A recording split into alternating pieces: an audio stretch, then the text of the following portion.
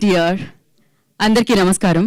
ముందుగా నేను జేఎన్టీఆర్ అని ఎందుకు మొదలు పెట్టానంటే డెఫినెట్గా ఇప్పుడు నేను మాట్లాడబోయే వ్యక్తికి అత్యంత ఇష్టమైన వ్యక్తి, ఆయన అత్యంత అభిమానించే వ్యక్తి. కోర్స్ మనందరం ఆయన అభిమానులవే, ఎందుకంటే ఆయన మనుషుల్లో మహానుభావుడు, పురుషుల్లో పురుషోత్తముడు. ఆయనే ఆనందం, ఆయనే అఖండం, ఆయనే అనంతం. సో అది సినిమా ఇండస్ట్రీ అయినా రాజకీయ రంగమైనా ఆయన పేరు తలిస్తే చాలు అదొక బలం వస్తుంది. జనరేషన్స్ ఎన్ని మారినా సో ఆ నట సార్వభౌమ నందమూరి తారక రాముడిని మనం ఎప్పటికీ మరవలేము. సో ఎంతోమంది అభిమానులు ఉన్నారు వారికి, మరి ఆ అభిమానుల్లో వీరాభిమాని నేను అంటూ ఉంటారు. కోర్స్ ఆయన ప్రొడ్యూసర్, దర్శకుడు కూడా. కాకపోతే ఈ రెండిటికంటే బాగా నన్ను అడ్రస్ చేయాల్సింది నందమూరి తారక రాముడి వీరాభిమాని అని చెప్తే నేను ఆనందపడతాను అంటారు. ఆయనే వైవిఎస్ చౌదరి గారు. కోర్స్ వారి చిత్రాల్ని మనం చూసాము, సెలబ్రేట్ చేసుకున్నాము, సూపర్ హిట్స్ ఇచ్చాము, బ్లాక్ బస్టర్ సక్సెస్లు ఇచ్చాము. ఆయన కూడా సినిమా ఇండస్ట్రీకి ఎంతోమంది టాలెంటెడ్ హీరోస్ని ఇంట్రడ్యూస్ చేయడం జరిగింది. సో లాహిరి లాహిరి లాహిరిలో అని వస్తే మనం ఆనందంగా వెల్కమ్ చేసి సూపర్ సక్సెస్ని ఇచ్చేసి ఇప్పటికీ అలానే సెలబ్రేట్ చేసుకుంటాం ఆ చిత్రాన్ని టీవీలో చూస్తే. అండ్ సీతయ్య, సీతారామరాజు, దేవదాసు, రేయ్, సలీం, సో ఒక్క మగాడు, ఇలా ఎన్నో అద్భుతమైన చిత్రాల్ని మనందరికీ అందించి సూపర్ సక్సెస్ని అందుకున్న వ్యక్తి వైవిఎస్ చౌదరి గారు. అయితే వైవిఎస్ చౌదరి గారితో పాటు ఇప్పుడు నేను మాట్లాడాలంటే గీతా చౌదరి గారి గురించి మాట్లాడాలి. సో ఆవిడ ఇప్పటి వరకు ఎలమంచిలి గీతా ప్రెజెంట్స్ అని ఈ చిత్రాలకి, నేను ఏదైతే పేరు చెప్పానో ఆ చిత్రాలకి ప్రెజెంటర్గా వర్క్ చేయడం జరిగింది. కానీ ఫర్ ఎ చేంజ్ అంటూ ఆవిడ ఫుల్ ప్లెజ్డ్గా ప్రొడ్యూసర్గా మారి మనందరి ముందుకి రాబోతున్నారు. సో ఆ వేడుకని ఇవాళ మనం సెలబ్రేట్ చేసుకుంటున్నాము. ఇంకా మాట్లాడదాం దీని గురించి. దానికంటే ముందు నేను తారక రాముడు గురించి చెప్పడం జరిగింది. వైవిఎస్ చౌదరి గారు ఏ చిత్రాన్ని తీసినా ఆయన పేరు తలవకుండా తీయరు. మరి ఇలాంటి ఒక మంచి విషయము అండ్ ఒక మంచి ఒక 10 అడుగులు అని చెప్పాలి. సో గీత గారు వేయబోతున్నారు కాబట్టి దానికి ముందుగా ఇవాళ ఎన్టీఆర్ ఘాట్ని వారు వెళ్ళి అక్కడ సందర్శించి అక్కడ వారిని ఒకసారి మళ్ళీ తలుచుకొని ఆయన్ని నమస్కరించి రావడం జరిగిందనమాట. డెఫినెట్గా ఆయన ఆశీస్సులు ఎప్పుడూ ఉంటాయి వారితో. సో మరి ఇవాళ అంటే ఆయన చెప్తూ ఉంటారు ఎప్పుడు, ఎన్టీఆర్ ఘాట్ నాకు దేవాలయం లాంటిది, సో తారక రాముడు నాకు దేవుడు లాంటివాడు అని చెప్పి. డెఫినెట్గా మనందరికీ దేవుడు ఆయన. సో ఆ విజువల్స్ మనం చూసేద్దాం, దాని తర్వాత మరిన్ని మాటలు మాట్లాడుకుందాం. Can we have video on screen?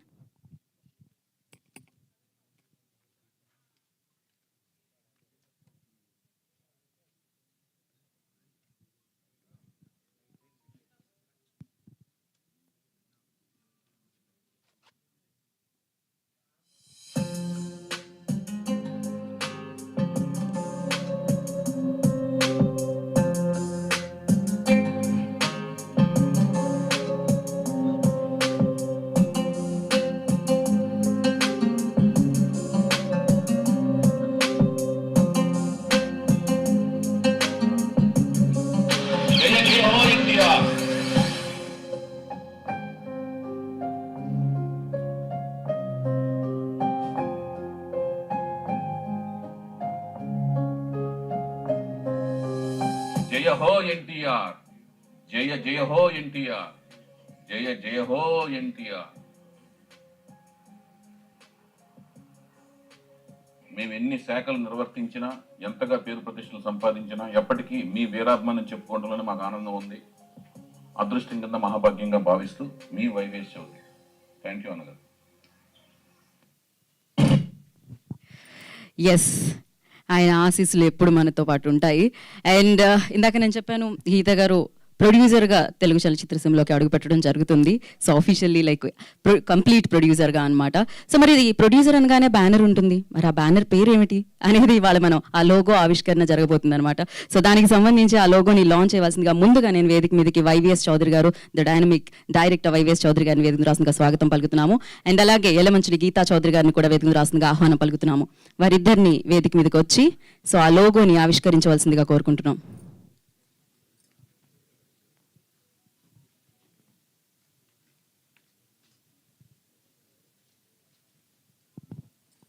ఆయన ఇందాక నుంచి గీత గీత అంటే నేను వెళుతున్నాను. So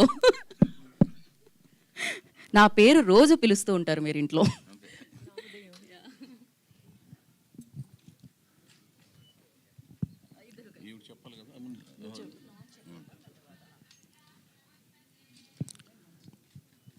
ready? I wish you all good luck. Elamanchili Geetha. Thank you so much. Logo launch, emblem. Yes, thank you Chowdary గారు, thank you so much. I wish you all good luck. God bless you. Good luck Geetha గారు. Can we have logo on screen?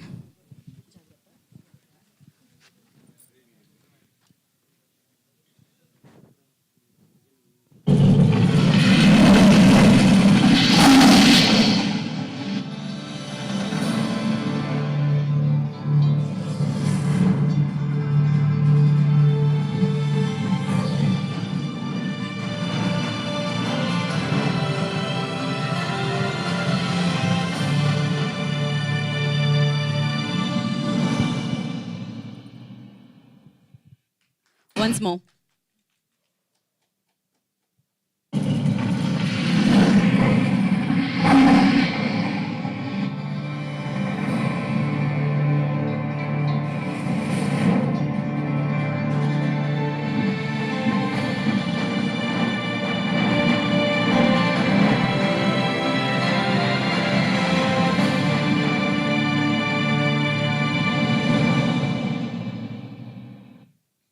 Wow. So NTR గారిని అక్కడ ఆ look లో చూడడం చాలా చాలా అత్యద్భుతంగా అనిపిస్తుంది.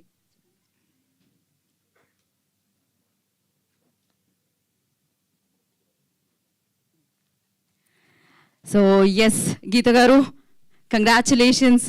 అఫ్ కోర్స్ మొదట ఆవిడ యాక్టింగ్ ద్వారా పరిచయం అవ్వడం జరిగింది, దాని తర్వాత చౌదరి గారి భార్య అయ్యారు, దాని తర్వాత ప్రెజెంటర్ అయ్యారు, ఇప్పుడు ప్రొడ్యూసర్ అయ్యారు.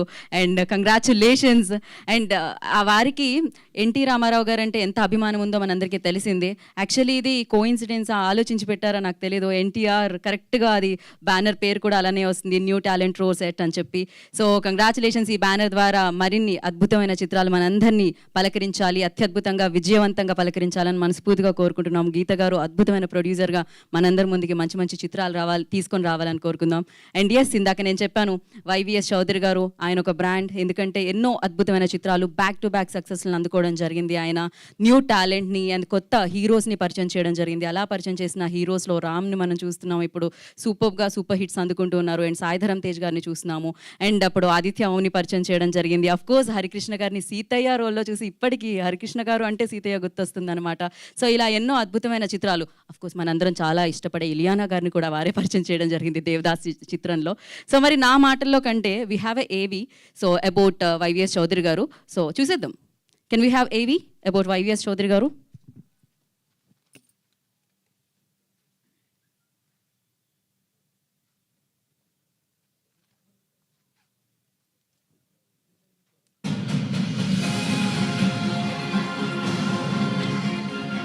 కృషితో నాస్తి దుర్భిక్షమంటారు. అలా స్వయం కృషితో అంచెలంచెలుగా ఎదిగి తనకంటూ ఒక స్టైల్, ఒక మార్క్ క్రియేట్ చేసుకున్న దర్శకుల్లో ఒకరు మన వైవిఎస్ చౌదరి. నందమూరి తారక రామారావు గారి దివ్య మోహన రూపం స్ఫూర్తితో సినిమా రంగం వైపు అడుగులు వేసిన వైవిఎస్ చౌదరి శిష్యరికమంతా దర్శకేంద్రుడు కె రాఘవేంద్రరావు గారి దగ్గరే. రామకృష్ణ సినీ స్టూడియోస్ లో కె రాఘవేంద్రరావు గారి పట్టాభిషేకం సినిమాతో మొదలైంది వైవిఎస్ చౌదరి సినీ ప్రయాణం. అందుకే గురువు గారి మెరుపులు మిస్ కాకుండా తనదైన మెరుపులు అద్దుతూ చక్కని ఫ్యామిలీ, యాక్షన్, లవ్, ఎంటర్టైన్మెంట్ అందించారు. అన్నపూర్ణ స్టూడియోస్ అధినేత అయిన సెల్యులాయిడ్ సైంటిస్ట్ నాగార్జున గారి నిర్మాణ సారథ్యంలో దర్శకుడిగా తొలి అడుగు వేశారు మన వైవిఎస్ చౌదరి. తాను చేసిన మొదటి సినిమాతోనే మరో కుర్ర హీరోని తెలుగు పరిశ్రమకి పరిచయం చేస్తూ శ్రీ సీతారాముల కళ్యాణం చూడమురారండి అనే అచ్చ తెలుగు సినిమా పేరుతో నట సామ్రాట్ అక్కినేని నాగేశ్వరరావు గారు ముఖ్యమైన పాత్రలో కనిపించిన ఈ సినిమాకి స్వరవాణి, కీరవాణి అందించిన సంగీతం మన తెలుగు ప్రేక్షకులను మెప్పించి మ్యూజికల్ బ్లాక్ బస్టర్ గా నిలిచింది.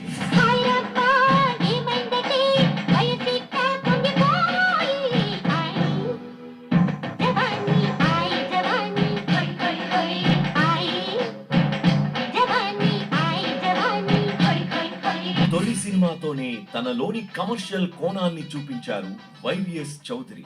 తొలి సినిమా సక్సెస్ తర్వాత రెండో సినిమాకే అక్కినేని మరియు నందమూరి కాంబినేషన్ లో వచ్చిన సీతారామరాజు సినిమా ఎప్పటికీ ఒక ట్రెండ్ సెటర్.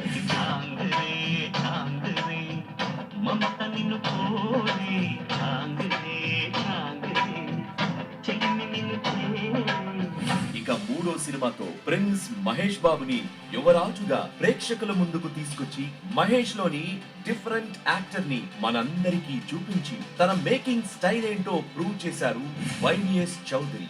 దర్శక రచయితగా సూపర్ సక్సెస్ అందుకున్న వైవిఎస్ చౌదరి నిర్మాతగా మారారు. కీరవాణి గారి ప్రార్థనా గీతం నా పరిపూర్ణ పరిశుద్ధ హృదయంతో బొమ్మరిల్లు వారి బ్యానర్ ప్రారంభమైంది. ఈ బ్యానర్ లో అన్ని తానే నిర్మించిన సినిమా లాహిరి లాహిరి లాహిరి.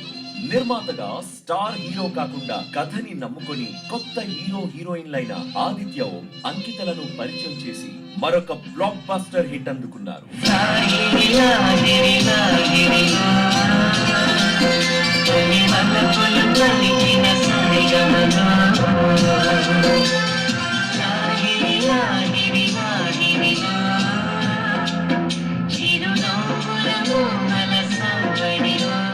ఇదే ఊపులో మరో డేరింగ్ డెసిషన్ తీసుకొని 4 పదుల వయసు ఉన్న నటుడు నందమూరి హరికృష్ణ గారిని సోలో హీరోగా మార్చి సీతయ్య అనే ఒక పవర్ఫుల్ సబ్జెక్ట్ తో ఒక పవర్ఫుల్ పోలీస్ క్యారెక్టర్ లో హరికృష్ణ గారి నట విశ్వరూపాన్ని చూపించి బ్లాక్ బస్టర్ సక్సెస్ కొట్టి అసలు సిసలైన నందమూరి అభిమాని అని ప్రూవ్ చేసుకున్నారు మన వైవిఎస్ చౌదరి.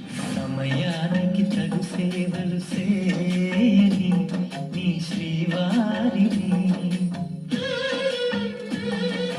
సమయానికి తగు సేవలు సేయని నీ శ్రీవారిని, ఇన్నాళ్ళుగా శ్రమించిన ఇల్లాలిని ఇక సేవించని ఈ శ్రీవారిని. కొత్త వారిని పరిచయం చేయడంలో ఉన్న మజా వైవిఎస్ చౌదరి గారికి తెలిసినంతగా ఎవ్వరికీ తెలియదు. హీరో వెంకట్, ఆదిత్య ఓం, చాందిని, అంకితలను తర్వాత మరో యంగ్ హీరోని ఇంట్రడ్యూస్ చేశారు. దేవదాస్ అనే సూపర్ హిట్ టైటిల్ తో యూత్ఫుల్ లవ్ స్టోరీకి రామ్ పోతినేని, ఇలియానాలను తెలుగు ప్రేక్షకులకు పరిచయం చేశారు వైవిఎస్ చౌదరి. అప్పటికి ఇప్పటికీ సినిమాలోని పాటలకు, సీన్స్ కు ఓ సపరేట్ ఫ్యాన్ బేస్ ఉంది. ఇక ఈ దేవదాస్ సినిమా వైవిఎస్ చౌదరి కెరియర్ లో మరో బిగ్గెస్ట్ బ్లాక్ బస్టర్.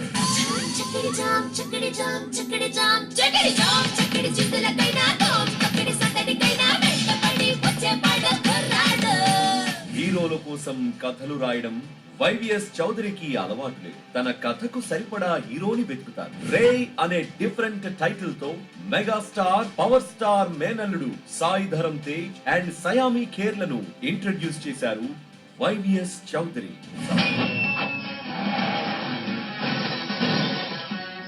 అందరూ అభిమానంతో అన్నయ్య అని పిలుస్తారు, నేను మాత్రం ముద్దుగా మావయ్య అని పిలుస్తాను.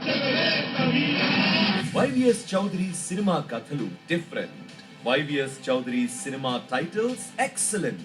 వైవిఎస్ చౌదరి సినిమాల్లోని పాటలు all time sweetest. YVS Chowdary cinema ఎప్పుడూ ఒక వర్చువల్ ఫీస్ట్. తన కెరియర్ లో తనదైన స్టైల్లో సినిమాలు అందించారు వైవిఎస్ చౌదరి. కెరియర్ అంతా లార్జర్ దాన్ లైఫ్ సినిమాలు అందించిన వైవిఎస్ చౌదరి ఇప్పుడు రాబోయే రోజుల్లో కూడా అదే స్టైల్, అదే కమిట్మెంట్ తో బ్లాక్ బస్టర్ మూవీస్ అందించడానికి సిద్ధమవుతున్నారు. యలమంచిలి గీత పూర్తి స్థాయి నిర్మాతగా మారి అమెరికాలోని తన స్నేహితుల తరపున తను ఇక్కడ నిర్మాతగా వ్యవహరిస్తూ న్యూ టాలెంట్ రోడ్స్ @ అనే సంస్థ స్థాపించి మొదటి ప్రయత్నంగా ఇంతమంది కొత్త వాళ్ళని పరిశ్రమకి పరిచయం చేసిన వైవిఎస్ చౌదరి దర్శకత్వంలో కొత్త ప్రతిభని తన బ్యానర్ ద్వారా గర్జింపచేయిద్దామని తొలి ప్రయత్నంగా మరో కథానాయకుడిని పరిచయం చేస్తున్నారు. అతనెవరో వారి మాటల్లోనే విందాం. Wow, beautiful journey. అసలు సినిమా అనేది larger than life. Of course అలాంటి లార్జర్ దెన్ లైఫ్ సినిమాలు ఎన్నో అందించడం జరిగింది వైవిఎస్ చౌదరి గారు. అండ్ ఎస్, మళ్ళీ ఒకసారి అలాంటి సినిమాల్ని మనం సెలబ్రేట్ చేసుకోబోతున్నాం అనమాట. సో దాని గురించి మాట్లాడదాం, వారి మాటల్లో విందాం.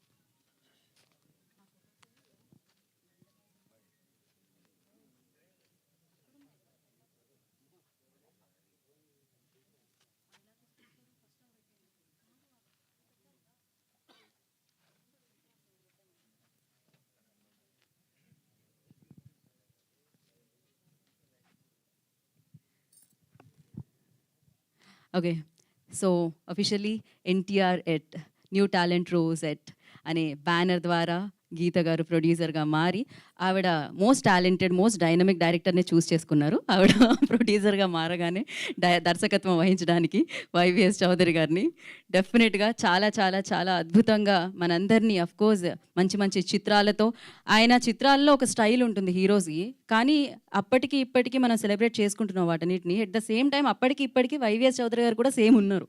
ఇందాక ఏవీలో చూస్తే ఏమాత్రం మార్పు లేదనమాట. సో ఆ ఎనర్జీ, ఆ డెడికేషన్ ఉన్న మనుషులు ఎప్పుడు ఆనందంగానే ఉంటారు, ఆనందంతో ఎప్పుడు ఒకేలా ఉంటారు, అద్భుతంగానే ఉంటారు అని మరొకసారి ప్రూవ్ చేశారనమాట. డెఫినెట్గా మళ్ళీ మనం ఎలా అయితే సెలబ్రేట్ చేసుకున్నామో వారి సినిమాల్ని ఇంతకుముందు, ఇప్పుడు మళ్ళీ ఆయన అంతే ఉత్సాహంతో అంతే ఎనర్జీతో మనందరి ముందుకి సినిమాని తీసుకొని రాబోతున్నారు అనమాట. సో ఎన్టీఆర్ ఎట్ అన్న బ్యానర్తో గీత గారి నిర్మాణంలో.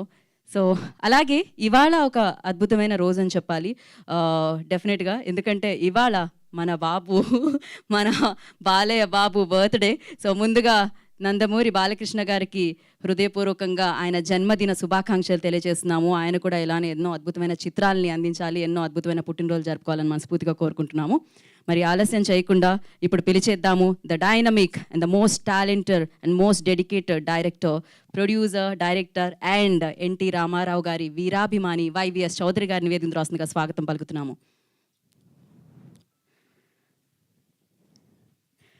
So as I said before, యాక్టర్గా కెరియర్ని స్టార్ట్ చేశారు అండ్ వారి సతీమణిగా మారారు, ప్రెజెంటర్గా మారి అద్భుతమైన చిత్రాలని ఇచ్చారు. ఇప్పుడు ఫుల్ ప్లెజ్డ్గా ఎన్టీఆర్ ఎట్ అన్న బ్యానర్ని స్థాపించి ప్రొడ్యూసర్గా మన ముందుకు వస్తున్న గీతా చౌదరి గారిని వేదిక మీద రాస్తుందిగా స్వాగతం పలుకుతున్నాము. ఎలమంచిలి గీతా గారు, I request on to the stage please. Yes, ముందుగా మీ భగవంతుణ్ణి తలుచుకొని అండ్ జ్యోతి ప్రజ్వలన చేసి మనం మన కార్యక్రమాన్ని ముందుకు తీసుకెళ్దాము.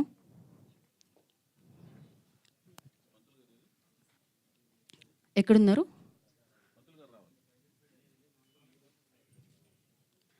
నందమూరి తారక రామారావు గారిని, అలాగే నందమూరి హరికృష్ణ గారిని, నందమూరి జానకిరామ్ గారిని ఒకసారి తలుచుకొని ఈ కార్యక్రమాన్ని ముందుకు తీసుకెళ్దాం.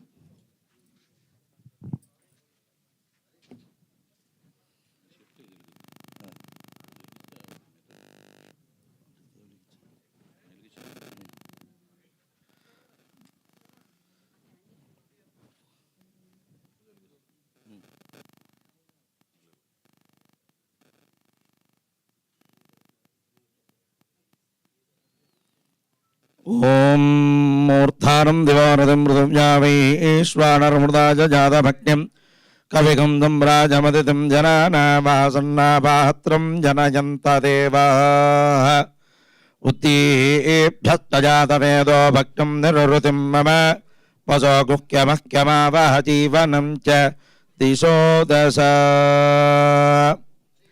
అర్యమనం బృహస్పతిమింద్రం దానాయ చోదయ వాచం విష్ణుకుం సరస్వతేకుం దవితారం చ వాజినం సోమకం రాజానం వరుణిమగ్నిమన్వారభామహే ఆదిత్యాం విష్ణుకుం సూర్యం బ్రహ్మాణం చ బృహస్పతిం ఉద్దీభ్యస్తజాతవేదో భక్తం నిరుతిం మమ పశో గుహ్యమహ్యమావహ జీవనం చ దిశో దశ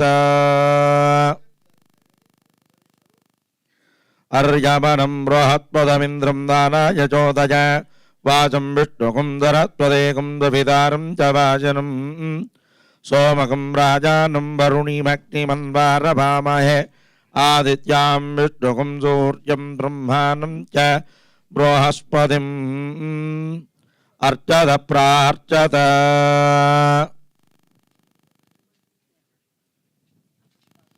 పుష్పాలవి కూడా సమర్పించి నమస్కారం చేసుకోండి. ఓం అర్చత ప్రార్చత ప్రియమేదాసో అర్చత అర్చం దుపుత్రక ఉత పురన్న దుష్వర్చదార్చత ప్రార్చత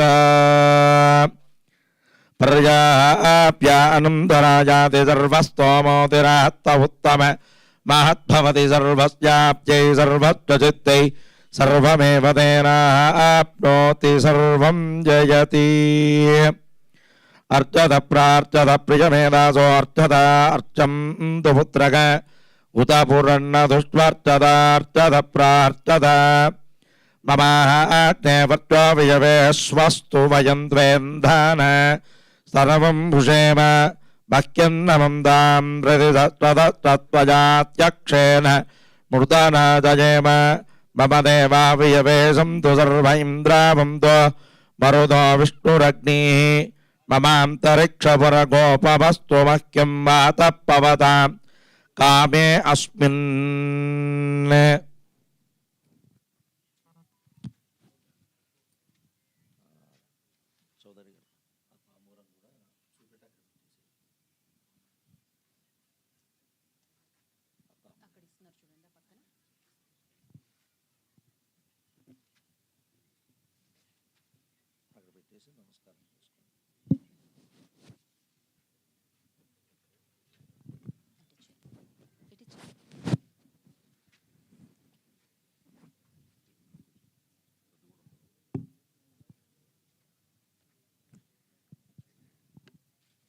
సో వారి ఆశీస్సులు ఎప్పుడు మనతోనే ఉండాలని మనస్ఫూర్తిగా కోరుకున్నాం. అండ్ మరి బ్యానర్ పేరు తెలిసింది, డైరెక్టర్ ఎవరో తెలిసింది. ఎంతోమంది టాలెంటెడ్ యాక్టర్స్ని, హీరోస్ని పరిచయం చేసిన వైవిఎస్ చౌదరి గారు మరి ఈ చిత్రం ద్వారా ఎవరిని పరిచయం చేస్తున్నారు, ఇంతకీ ఈ చిత్రం యొక్క కథా నాయకుడు ఎవరు, కథని ముందుకు తీసుకెళ్లే ఆ నాయకుడు ఎవరు అనేది సో మనం తెలుసుకోవాల్సి ఉంది.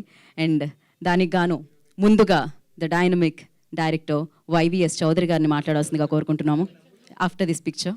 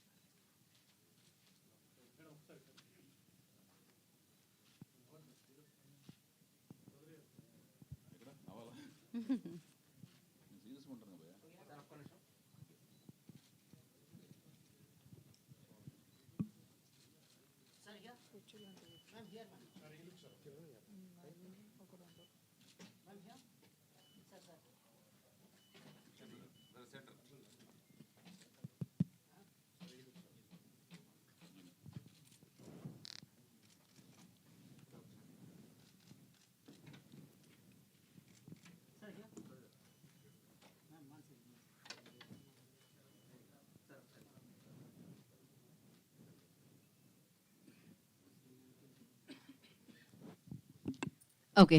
సో మరి చౌదరి గారు, ఓవర్ టు యూ.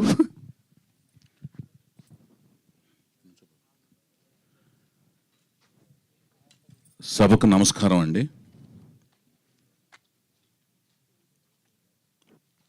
ఈ రోజున ఇంతమంది పాత్రికేయ మిత్రులు, ఎలక్ట్రానిక్ మీడియా ప్రతినిధుల ముందు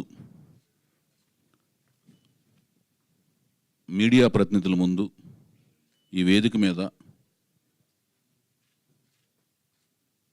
నేను నుంచోగలిగానంటే అది నా దైవం కింద భావించే నందమూరి తారక రామారావు గారి దివ్యమోహన రూపం చలువ అన్నమాట. ఆయన దివ్యమోహన రూపం నన్ను సినిమా వైపు నడిపించింది, ఆకర్షితుడిని చేసింది, నడిపించింది. సినిమా అంటే పిచ్చి పట్టేటి చేసింది. సినిమా రంగంలోకి పార్టిసిపేట్ అయ్యేటట్టుగా, అంటే భాగస్వామ్యం అయ్యేటట్లుగా ఆ పిచ్చిని పరాకాష్ఠ వైపు నడిపించింది, సినిమా రంగంలోకి తీసుకొచ్చేటట్టు చేసింది. వచ్చిన తర్వాత అసిస్టెంట్గా, అసోసియేట్గా, కో డైరెక్టర్గా, దర్శకుడిగా, అలా తర్వాత తదుపరి నిర్మాతగా, అలా అంచెలంచెలుగా ఎదిగి అంటే ఎగ్జిబిటర్గా, కో డైరెక్టర్గా, అదే మన ఎగ్జిబిటర్గా, పంపిణీదారుడుగా ఎన్ని శాఖలు నిర్వర్తిస్తూ ఎదిగినా కూడా ఇప్పటికీ నేను ఎన్టీ రామారావు గారి వీరాభిమానిని అని చెప్పుకోవడంలోనే నాకు ఆనందము, ఆ సంతోషము, ఆ గర్వంగా ఫీల్ అవుతుంటాను. ఆయన మాకు చాలా గొప్ప ఆస్తిని పంచాడు. ఆ ఆస్తి ఏంటంటే ధైర్యం, సాహసం, నమ్మకంగా, అంకిత భావంతో, అకుంఠిత దీక్షతో, సమయ పాలనతో, ఆత్మవిశ్వాసంతో, ఏ వ్యసనాలకి బానిస కాకుండా నమ్మిన సిద్ధాంతం కోసం మడమ తిప్పకుండా పనిచేసుకుంటూ పోతే నువ్వు కన్న కలలు సాకారం అవుతాయి అనే ఒక ఆస్తిని తనను నమ్మిన అభిమానులకు పంచారు. ఆ సిద్ధాంతాలన్నీ కూడా ఆయన అభిమానులు, ప్రపంచవ్యాప్తంగా ఉన్న అభిమానులందరూ నమ్మి ఆచరించి సాకారం చేసుకుని రకరకాల రంగాల్లో ఉన్నత స్థాయిలో స్థిరపడ్డారు. నేను సంపాదించిన, అది కీర్తి కావచ్చు, కనకం కావచ్చు, ఏదైనా కూడా అలా మాలాంటి అభిమానుల కోసం ఆయన దాచి ఉంచిన నిధిలోంచి డ్రా చేసుకున్నట్టే భావిస్తూ ఉంటాను. సో ఆయన వదిలి వెళ్ళిన సిద్ధాంతాల్లోని పెట్టుబడిగా పెట్టి నేను ఆయన అభిమానిగా సినిమా ఫీల్డ్లోకి వచ్చిన తర్వాత హీరోగా ఎవరిని పెట్టుకుని సినిమాలు తీయాలి అని నాకు దర్శకుడిగా అవకాశం వచ్చిన తర్వాత అక్కినేని నాగార్జున గారు, అన్నపూర్ణ స్టూడియోస్ అధినేత అయిన అక్కినేని నాగార్జున గారు, చౌదరి నీకు నేను దర్శకత్వ శాఖలో దర్శకుడిగా నీకు అవకాశం ఇస్తున్నాను, నువ్వు ఎవరు కావాలి, హీరో కథానాయకుడిగా ఎవరు కావాలి అని అడిగినప్పుడు, సార్ నేను కొత్త వాళ్ళని పరిచయం చేద్దాం అనుకుంటున్నాను సార్. అదేంటయ్యా నేను అవసరం లేదా అన్నారు. ఆయన నేను సెల్యులాయిడ్ సైంటిస్ట్ అని పిలుచుకుంటూ ఉంటాను. ఎందుకంటే ఒక నల్ల కళ్ళజోడు పెట్టుకుని అక్కినేని నాగార్జున గారు అందరినీ పరిశీలిస్తుంటాడు. మనకు తెలియదు ఆయన ఎవరిని చూస్తున్నారో కూడా తెలియదు యూనిట్లో. సో ప్రతి ఒక్కళ్ళలోని టాలెంట్ని పరిశీలిస్తూ చాలామందికి ఆయన, ఆ సంస్థ కానీ ఆయన కానీ చాలామందికి లైఫ్ ఇచ్చారు. సో నేను అవసరం లేదా అని అడిగారు. మీరు అవసరం లేదనే మాట నేను అన్నండి, నేను కొత్త వాళ్ళని పరిచయం చేద్దాం అనుకుంటున్నాను అన్నాను. ఆ సమయంలో కొత్త వాళ్ళతో సినిమాలు పెద్దగా తీయటం కానీ ఆదరించడం కానీ అనేది పెద్దగా జరగట్లేదు ఆ సమయంలో. పెద్దగా ఆ జరగని సమయంలో ఇంత సాహసోపేత నిర్ణయం తీసుకోవడం, నేను తీసుకుంటే కూడా పెట్టుబడిదారుడు ఆయన నా మీద పెట్టుబడి పెట్టి సినిమా తీయాలి. నెక్స్ట్ తదుపరి సంవత్సరంలో ఆయన సుమంత్ గారిని కూడా పరిచయం చేస్తున్నారు. దానికి ముందు ఒక కొత్త వాళ్ళని పెట్టి సినిమా అంటే ఆయన ఏమీ సంకోచించకుండా, అలాంటి ఆలోచనలకు తావివ్వకుండా ఆయన పరిచయం చేశారు. అలా నా కొత్త వాళ్ళని పరిచయం చేసే జర్నీకి సపోర్ట్గా అండగా నిలిచిన అక్కినేని నాగార్జున గారికి, నాకు అవకాశం ఇచ్చిన అక్కినేని నాగార్జున గారికి నేను ఎంతో రుణపడి ఉన్నాను. వీటన్నిటికంటే ముందు గుడివాడ పట్టణంలో నేను ర్యాంక్ 1 స్టూడెంట్ని,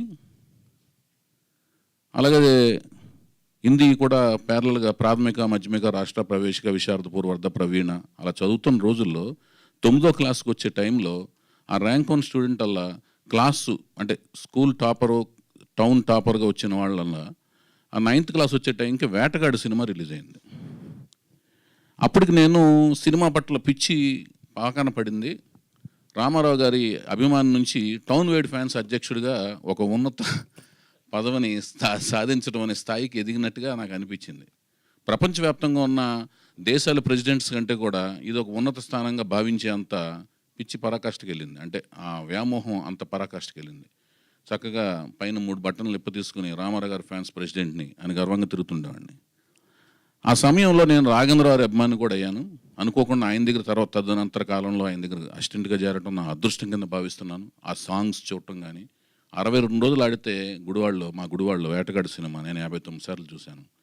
నాకు ఇష్టమైన రాఘవేంద్రరావు గారు మా గురువు గారు, అలాగే నేను ఎంతో అభిమానించే మా రాఘవేంద్రరావు మా గురువు గారు, నేను ఎంతో అభిమానించే రామారావు గారు, నేను అభిమానించే శ్రీదేవి గారి కలయికలో చూసిన ఆ సినిమా 62 రోజులు ఆడితే 59 సార్లు చూడటం.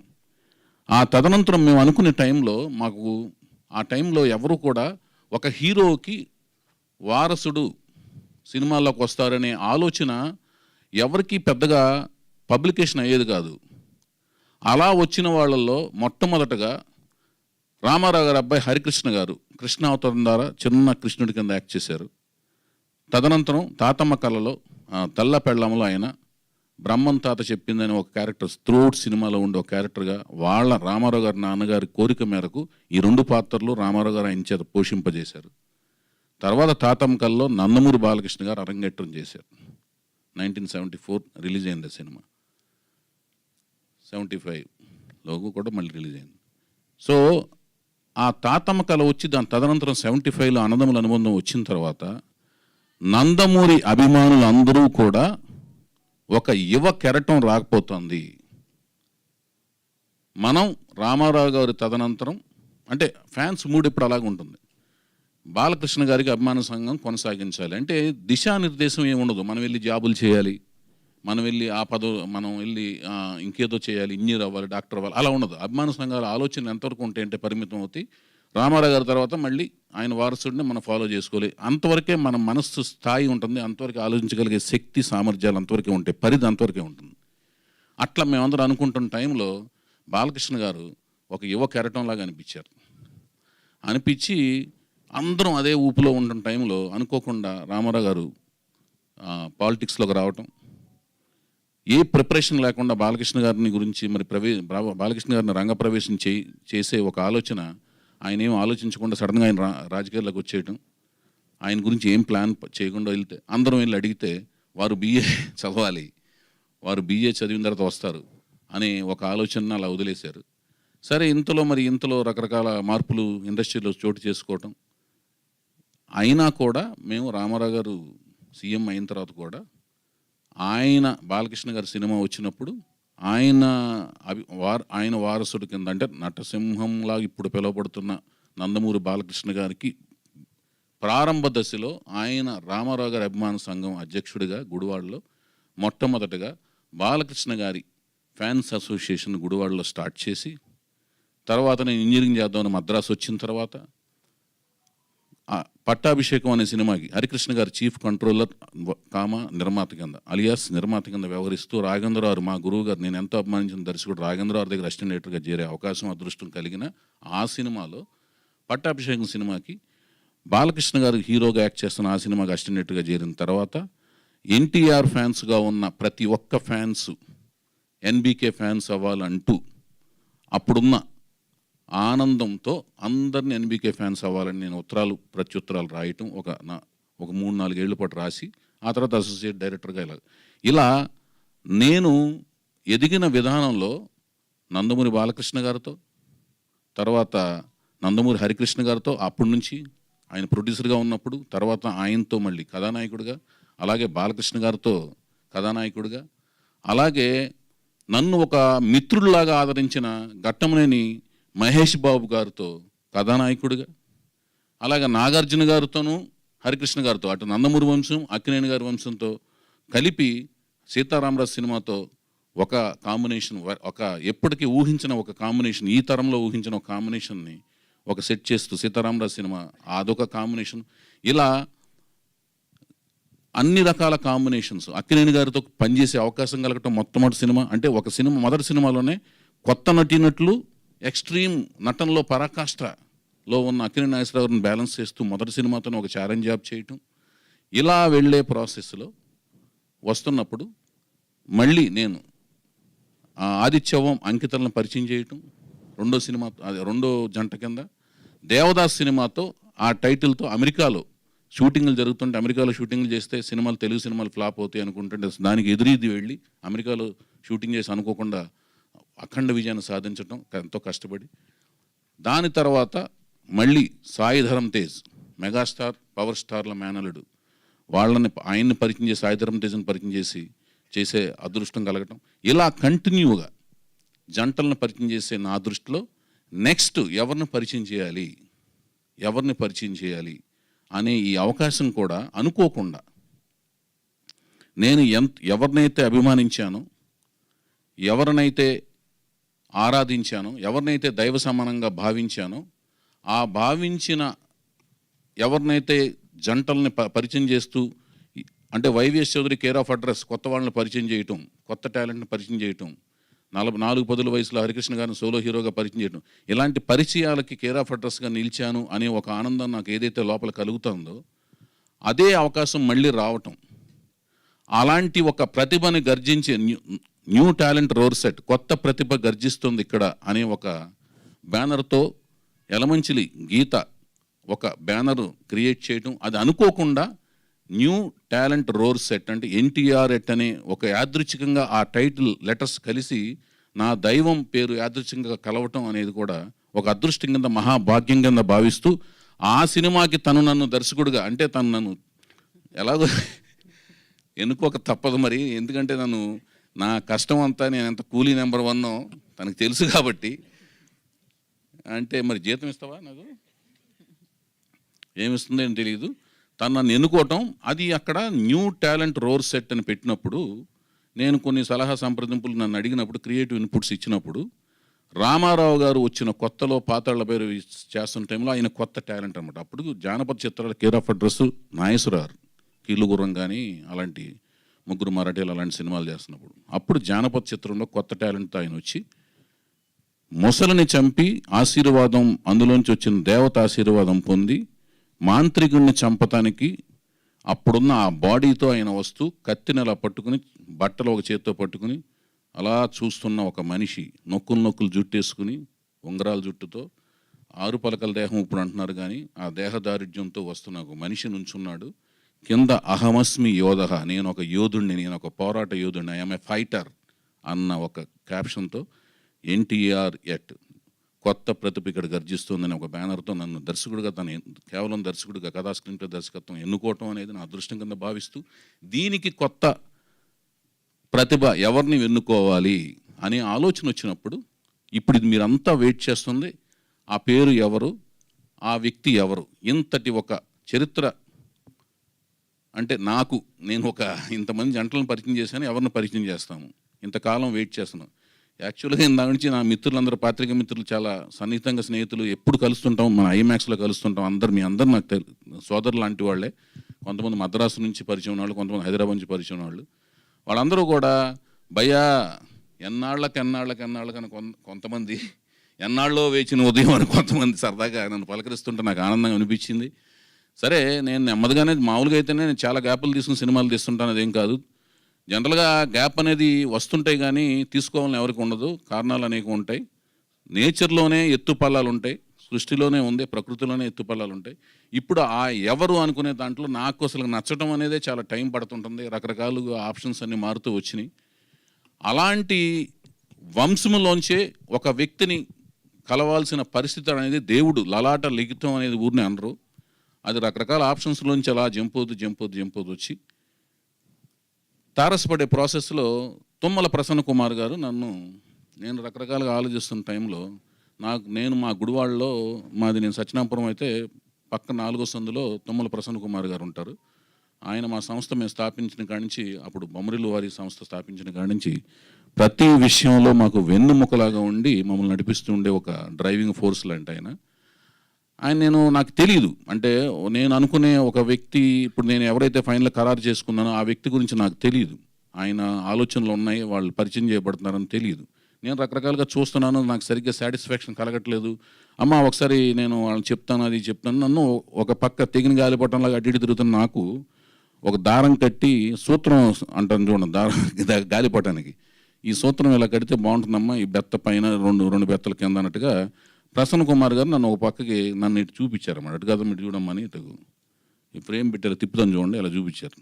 అప్పుడు దాకా నాకు తెలియదు వాళ్ళు ఇలా పరిచయం చెప్తున్నారు. వారు ఎవరో కాదు, మరి చూసిన తర్వాత నచ్చాలి కదా, నచ్చకపోతే నేను చేయలేను కదా, నాకు అదొక తలనొప్పి. మళ్ళీ నచ్చకపోతే వాళ్ళు ఎంతటి వాళ్ళైనా నాకు నచ్చకపోతే నేను ఏ పని చేయలేను, అదొక లక్షణం నాకు ఉంది. సో ఆయన ఎవరో కాదు, మీరందరూ రకరకాలుగా రాస్తున్నారు కానీ వాళ్ళు పెద్ద వాళ్ళైనా కూడా నచ్చకపోతే నేను చేయలేను, ఆ చిన్నవాళ్ళు అయితే అయినా కూడా నచ్చకపోతే నేను ఆగను. నేను అనుకున్నది డెఫినెట్గా చేస్తాను. నాకు నచ్చితే చాలు, ఎన్ని ఎదురెత్తులైనా ఎత్తాను. అది ఎవరి మాట వినడు సీతయ్య అనేది అది ఆ క్యారెక్టర్లోంచి నేను వచ్చాను. ఎందుకంటే అది మా రామారావు గారు ఇచ్చారు మాకు, అది రామారావు గారు ఇచ్చారు ఆ క్యారెక్టర్ మాకు. మడమ తిప్పకుండా పోరాటం చేయటం అని ఇందాక ముందే చెప్పాను, అదే ఇన్వెస్ట్మెంట్ మాకు. మా సిరి సంపదలన్నీ అని ఉంటే అవే క్యారెక్టర్ మాది. సో ఆయన చూపిస్తే ఫైనల్గా మా దైవం నందమూరి తారక రామారావు గారి కుమారుడు నందమూరి హరికృష్ణ గారు మా సంస్థ కథానాయకులైనా నన్ను ఒక లారీ డ్రైవర్ కొడుకుగా కాదు, ఆయన ఒక సీఎం గారి కొడుకుగా కాకుండా 35 ఏళ్ళు సినిమా ఫీల్డ్ నేలిన నటుడు కొడుకుగా కాకుండా ఆయన అందులోంచి ఆ స్థాయి నుంచి దిగొచ్చి నన్ను లారీ డ్రైవర్ కొడుకు స్థాయి నుంచి పైకి తీసుకొచ్చి నన్ను ఒక సోదరుడిగా చూస్తూ నన్ను నిర్మాతగా పట్టాభిషేకం చేస్తున్నప్పుడు పరిచయం నన్ను ఒక సోదరుడిగా చూస్తూ ఎప్పుడు సోదరుడిగా చూస్తూ ఒక మానవత్వంతో చూసిన ఒక హరికృష్ణ గారి జ్యేష్ఠ కుమారుడైన జానకీరామ్ గారు, నందమూరి దీపిక గారు, నందమూరి జానకీరామ్ గారు, నందమూరి దీపిక గారు. ఇక్కడ జానకీరామ్ గారి గురించి చెప్పాలి. జానకీరామ్ గారు కామ్గా కనపడుతుంటాడు. ఎంత కామ్ అంటే ఆ కాము మనకు ఎలా కనపడుతుంటారంటే ఎంతో మంచితనం కనపడుతుంటుంది. ఆయన చూస్తుంటే మనకు ఏమనిపిస్తుందంటే ఈయన చాలా మంచివాడు అనిపిస్తుంటుంది. ఆయనకి వాళ్ళ దంపతులు అంత మంచివాడులా కనపడే జానకీరామ్ గారి నందమూరి దీపికా నందమూరి గారి తనయుడు, జ్యేష్ఠ తనయుడు అంటే రామారావు గారి కొడుకు హరికృష్ణ గారు, హరికృష్ణ గారి కొడుకు జానకీరామ్ గారు, జానకీరామ్ గారి కొడుకు అంటే 4వ తరం కొడుకు హరికృష్ణ గారు, 3వ తరం జానకీరామ్ గారు, 4వ తరం తాలూకు రామారావు గారు నందమూరి 4వ తరం వారిని నేను పరిచయం చేసే అవకాశం నాకు కలగటం అనేది నేను మహాభాగ్యం కింద ఫీల్ అవుతున్నాను. నన్ను అటువైపు నడిపించిన తర్వాత నాకు నచ్చే అదృష్టాన్ని రామారావు గారు కల్పించారు, హరికృష్ణ గారు కల్పించారు, జానకీరామ్ గారు కల్పించారు. నేను ఫీల్ అవుతున్నాను. అటువైపు నడిపించిన తుమ్మల ప్రసన్న కుమార్ గారికి, ఆ దిశలో సహకరించిన బాలరాజు యాదవ్ గారికి అందరికీ ధన్యవాదాలు తెలియజేసుకుంటున్నాను. ఆయన మరెవరో కాదు, అనుకోకుండా ఆ జానకీరామ్ గారు ఏ కళ అయితే కన్నాడో తన కొడుకు జ్యేష్ఠ కుమారుడికి పుట్టినప్పుడే నందమూరి తారక రామారావు అని ఆయనకి పేరు పెడతాం జరిగింది. అతను ఒక కళ కన్నాడు, ఏ కళ అయితే కన్నాడో ఆ కళ పుట్టినరోజే ఆయనకి నందమూరి తారక రామారావు అని వాళ్ళ తాతగారి పేరుని ఒక కళ కని, ఏదైతే ఇతను ఫ్యూచర్లో అంతటి వాడు అవ్వాలి, అలాంటి వాడు అవ్వాలని ఒక కళ కని ఆయన అతనికి నందమూరి తారక రామారావు అని పేరు పెట్టడం జరిగింది.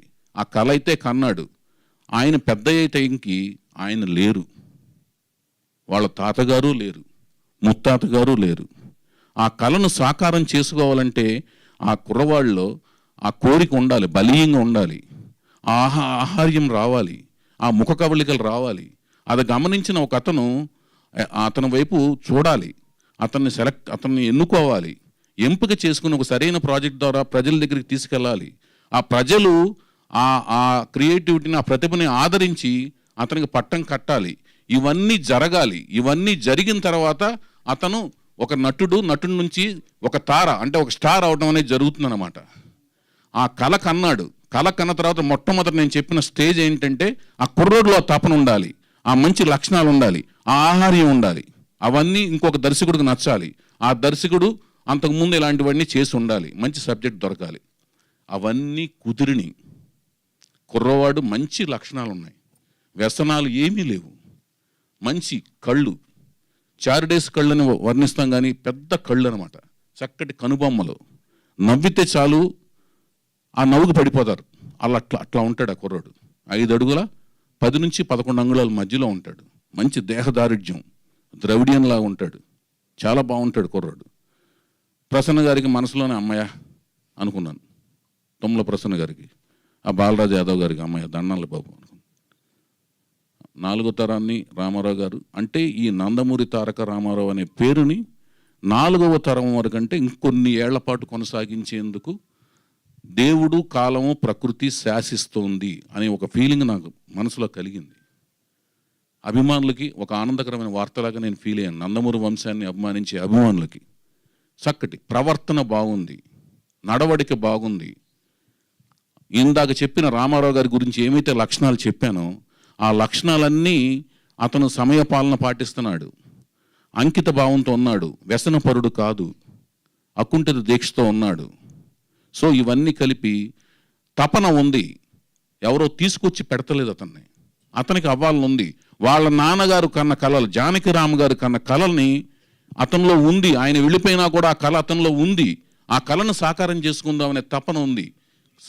ఆ తపన ఉన్న అతన్ని వైపు నన్ను నడిపించారు ప్రసన్న గారు. ఎందుకంటే ప్రసన్న గారికి జానకిరామ్ గారికి అవినాభావ సంబంధం ఉంది. నన్ను నడిపించారు. నడిపించిన కళని నెరవేర్చేందుకు వచ్చిన మాధ్యమాన్ని నేను భావిస్తున్నాను, ఆ అదృష్టం కింద భావిస్తున్నాను. మంచి కథతో మేము ముందుకు రాబోతున్నాం. మాకు మీ ఆశీర్వాదం కావాలి. తండ్రి లేని బిడ్డ, తాత లేని బిడ్డ, వాళ్ళందరూ మధ్య వయసులోనే పోయారు. తల్లి ఒక్కతే తనని దగ్గరుండి అన్నీ తానై చిన్న వయసులో చూసుకుంటోంది. అండదండలు కుటుంబ సభ్యులు, ఇతర కుటుంబ సభ్యులు అండదండలు అందరూ ఉన్నాయి. పెద్ద కుటుంబం మొత్తం. నందమూరి వంశం అనగానే పెద్ద కుటుంబం, అందరూ ఆమోద ముద్ర ఉంది. అందరూ అండదండలు ఉన్నాయి. చిన్నప్పటి నుంచి కుటుంబానికి అందరూ అండదండలు ఉన్నాయి. అందరూ చక్కగా చూసుకుంటున్నారు.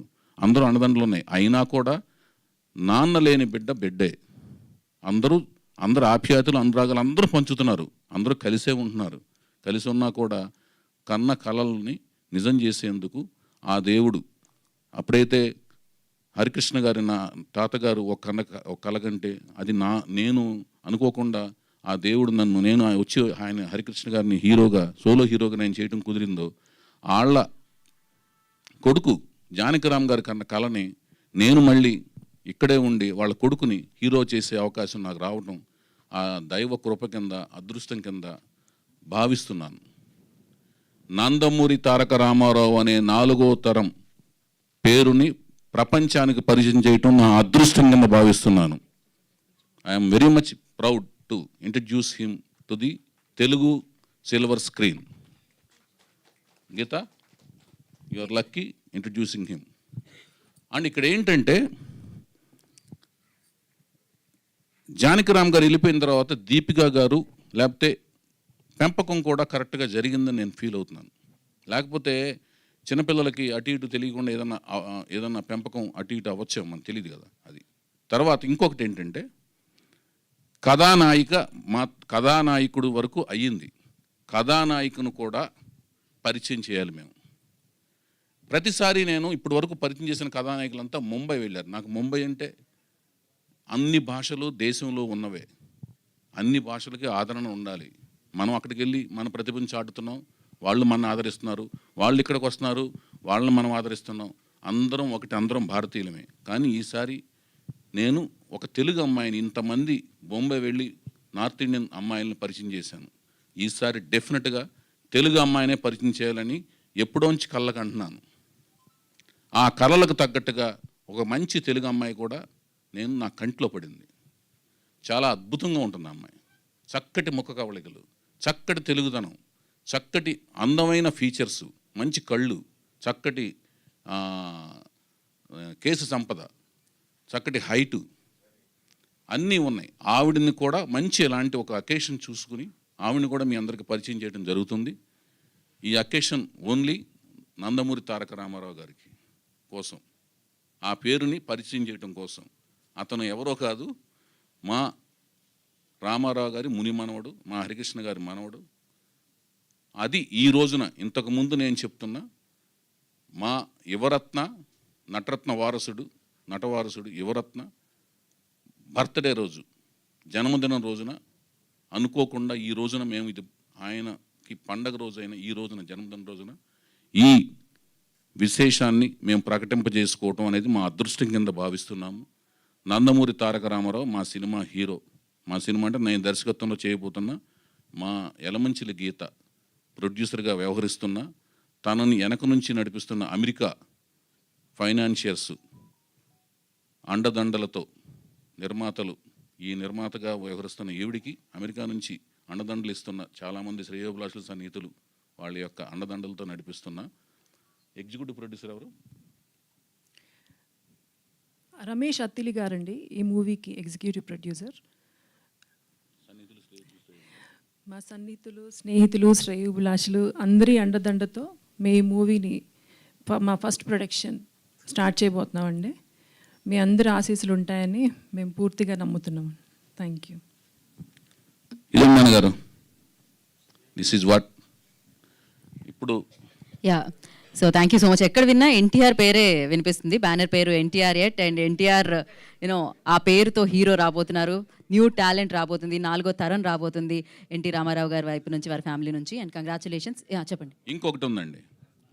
ఇప్పుడు అసలు ముఖ్యమైన విషయం ఏంటంటే, నేను పరిచయం చేసేది నా కథని, పరిచయం చేసింది కథని ముందుకు తీసుకెళ్లే ముఖ్య భూమికని పోషించే కథానాయకుడి యొక్క పాత్రధారుణ్ణి పరిచయం చేశాను, పేరుని. అతను ముఖ చిత్రాన్ని అన్ని పరిచయం చేస్తాను. మీరందరూ కూడా బాగా నచ్చుతుందని ఆశిస్తున్నాను, విశ్వసిస్తున్నాను. రెండోది, కథానాయకుని కూడా ఒక మంచి విశేషమైన వేడుకలో ఆవిడని కూడా మీకు పరిచయం చేస్తాను, పేరుని, ఆవిడ యొక్క చిత్రాన్ని కూడా, ఆవిడని కూడా. అట్ ది సేమ్ టైం నా సినిమాలకి అసలైన హీరో హీరోయిన్లు సంగీతం, సాహిత్యం. ఈ సినిమాకి సంగీతం అనేది చాలా పెద్ద పీట అన్నమాట. నేను చేయబోయే ఈ బ్యానర్ మీద నేను చేయబోయే నా చిత్రానికి సంగీతం ఒక కొత్త సంగీతం. అంటే అవుట్ ఆఫ్ ది బాక్స్ ఇవన్నీ చెప్పడం అనేది, ఎందుకంటే ఇవన్నీ చెప్పిన కానీ ఏంటంటే రకరకాలుగా మాట్లాడుకోవడం జరుగుద్ది.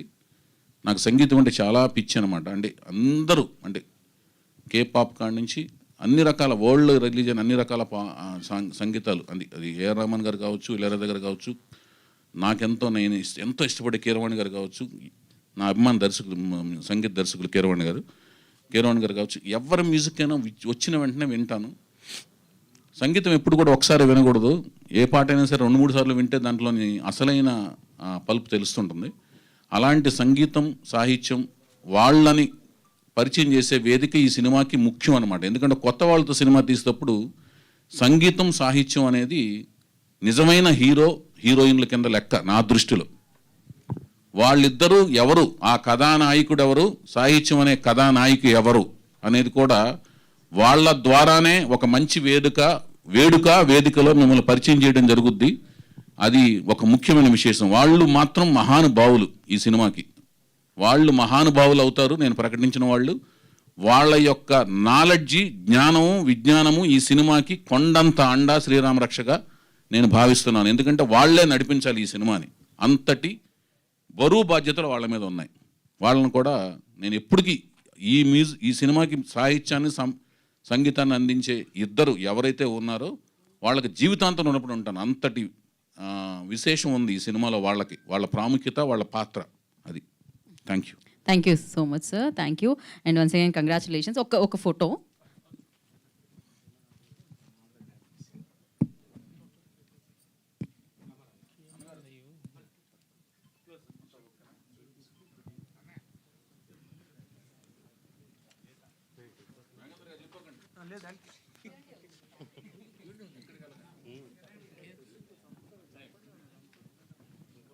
హలో.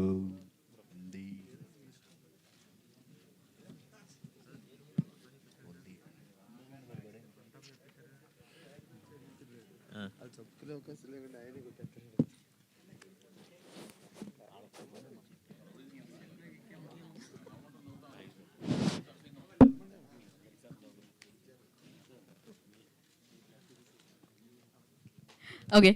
కాదు, ప్రొడ్యూసర్ గారికి ఇన్ని చిత్రాలు తీసిన ఎక్స్పీరియన్స్, మీరు కొత్త ప్రొడ్యూసర్ కదా, డెఫినెట్గా ప్రెజెంటర్గా మనకు తెలుసు, వెల్కమ్ చేయవలసిందిగా బొకేతో. సో ఇలానే ఎప్పుడు వికసిస్తూ ఉండాలని కోరుకుంటూ. ఎస్.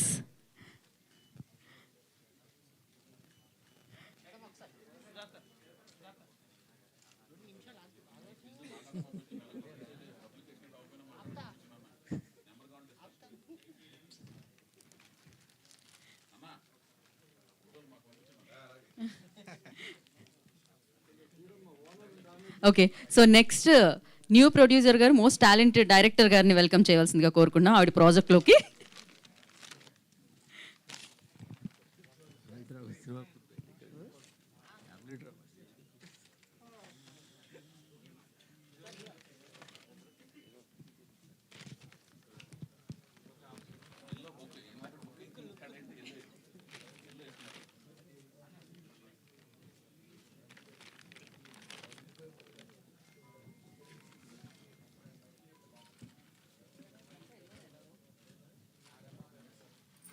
ఓకే. సో ఇప్పుడు ఇవాళ బాలేబాబు గారు పుట్టినరోజు, మరి కేక్ కటింగ్ చేయాలి కదా, సెలబ్రేషన్స్ జరగాలి కదా. So for that actually cake తీసుకుని రండి. అండ్ అంతకంటే ముందు ఈ కథకి కథానాయకుడి వైపుకి దర్శకుడిని నడిపించిన మన ప్రసన్న కుమార్ గారిని వేదిక రాష్ట్రంగా స్వాగతం పలుకుతున్నాము. ప్రొడ్యూసర్ కౌన్సిల్ నుంచి ప్రసన్న కుమార్ గారు, I request on to the stage please. అలాగే ఏ సినిమాకైనా ఒక ఫోర్స్ లాగా అండ్ సినిమా ప్రమోషన్స్కి ఒక సోర్స్ లాగా ఉండే పిఆర్ఓస్ వంశీశేఖర్ గారిని వేదిక రాష్ట్రంగా స్వాగతిస్తున్నాము. ఐ రిక్వెస్ట్ వంశీశేఖర్ గారు on to the stage please.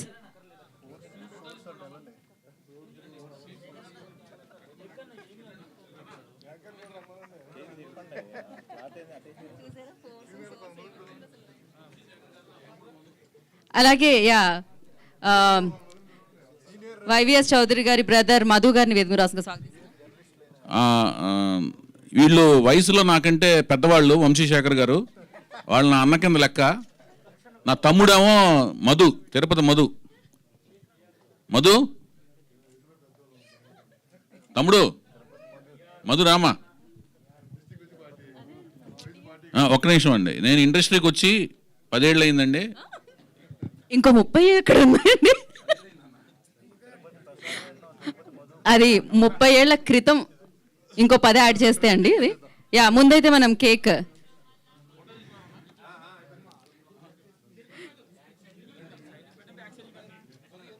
So నటసింహం Nandamuri Balayya Babu గారి జన్మదిన వేడుకలు జరుపుకుంటున్నాం మనం. ఎన్టీఆర్ ఎట్ లోగో ఆవిష్కరణ వేడుకలో ఇవాళ నందమూరి బాలయ్యబాబు గారి పుట్టినరోజు వేడుకలు జరుపుకుంటున్నాం.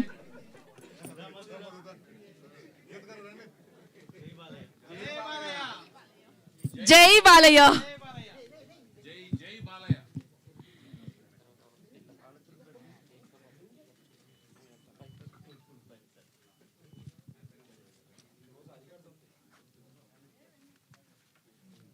సో బాలయ్యబాబు గారికి మరొకసారి జన్మదిన వేడుకలు శుభాకాంక్షలు, జన్మదిన శుభాకాంక్షలు తెలియజేసుకుంటున్నాం.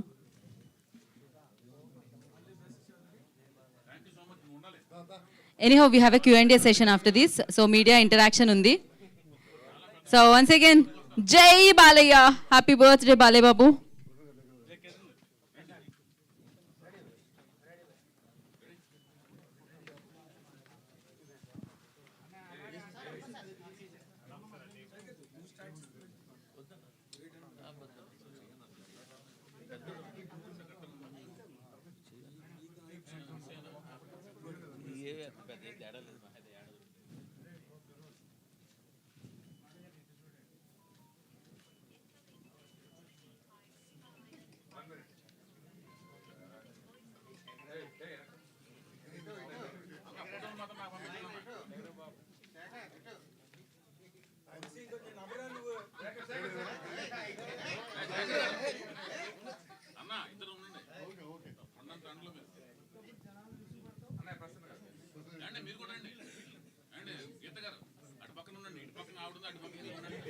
గీత అక్కడ, ఇంకో గీత ఇక్కడ.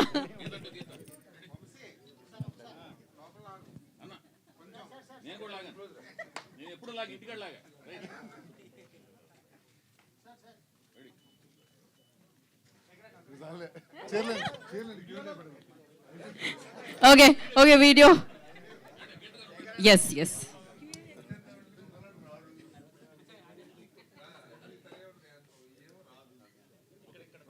Okay we have a Q&A session. So further నేను వైవిఎస్ చౌదరి గారిని అండ్ ఎలమంచులి గీత గారిని వేదిక మీద ఉండాల్సిందిగా కోరుకుంటున్నాము. అండ్ మీడియాతో Q&A సెషన్ ఉంది.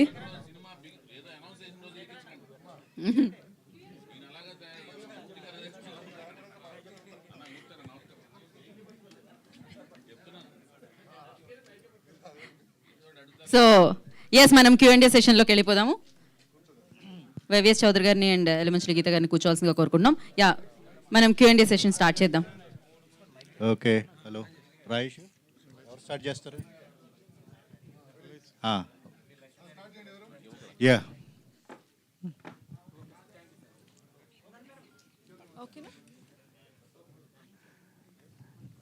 ఓకే.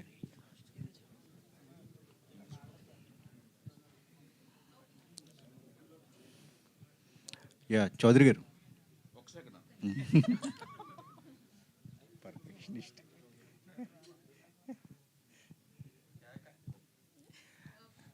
ఓకే.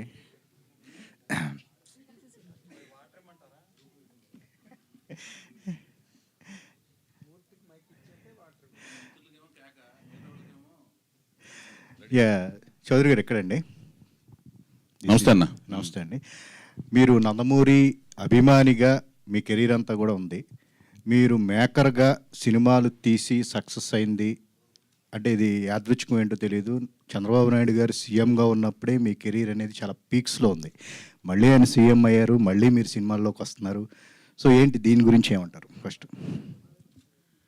అవన్నీ యాదృచ్ఛికం అని మీరే చెప్పారు కదా సార్. అట్లా అనుకోవటంలో ఆనందం ఉంది, మీకు ఉంది ఆనందం ముందు. నాకేమో ఏదైనా కష్టపడకపోతే ఏది రాదండి.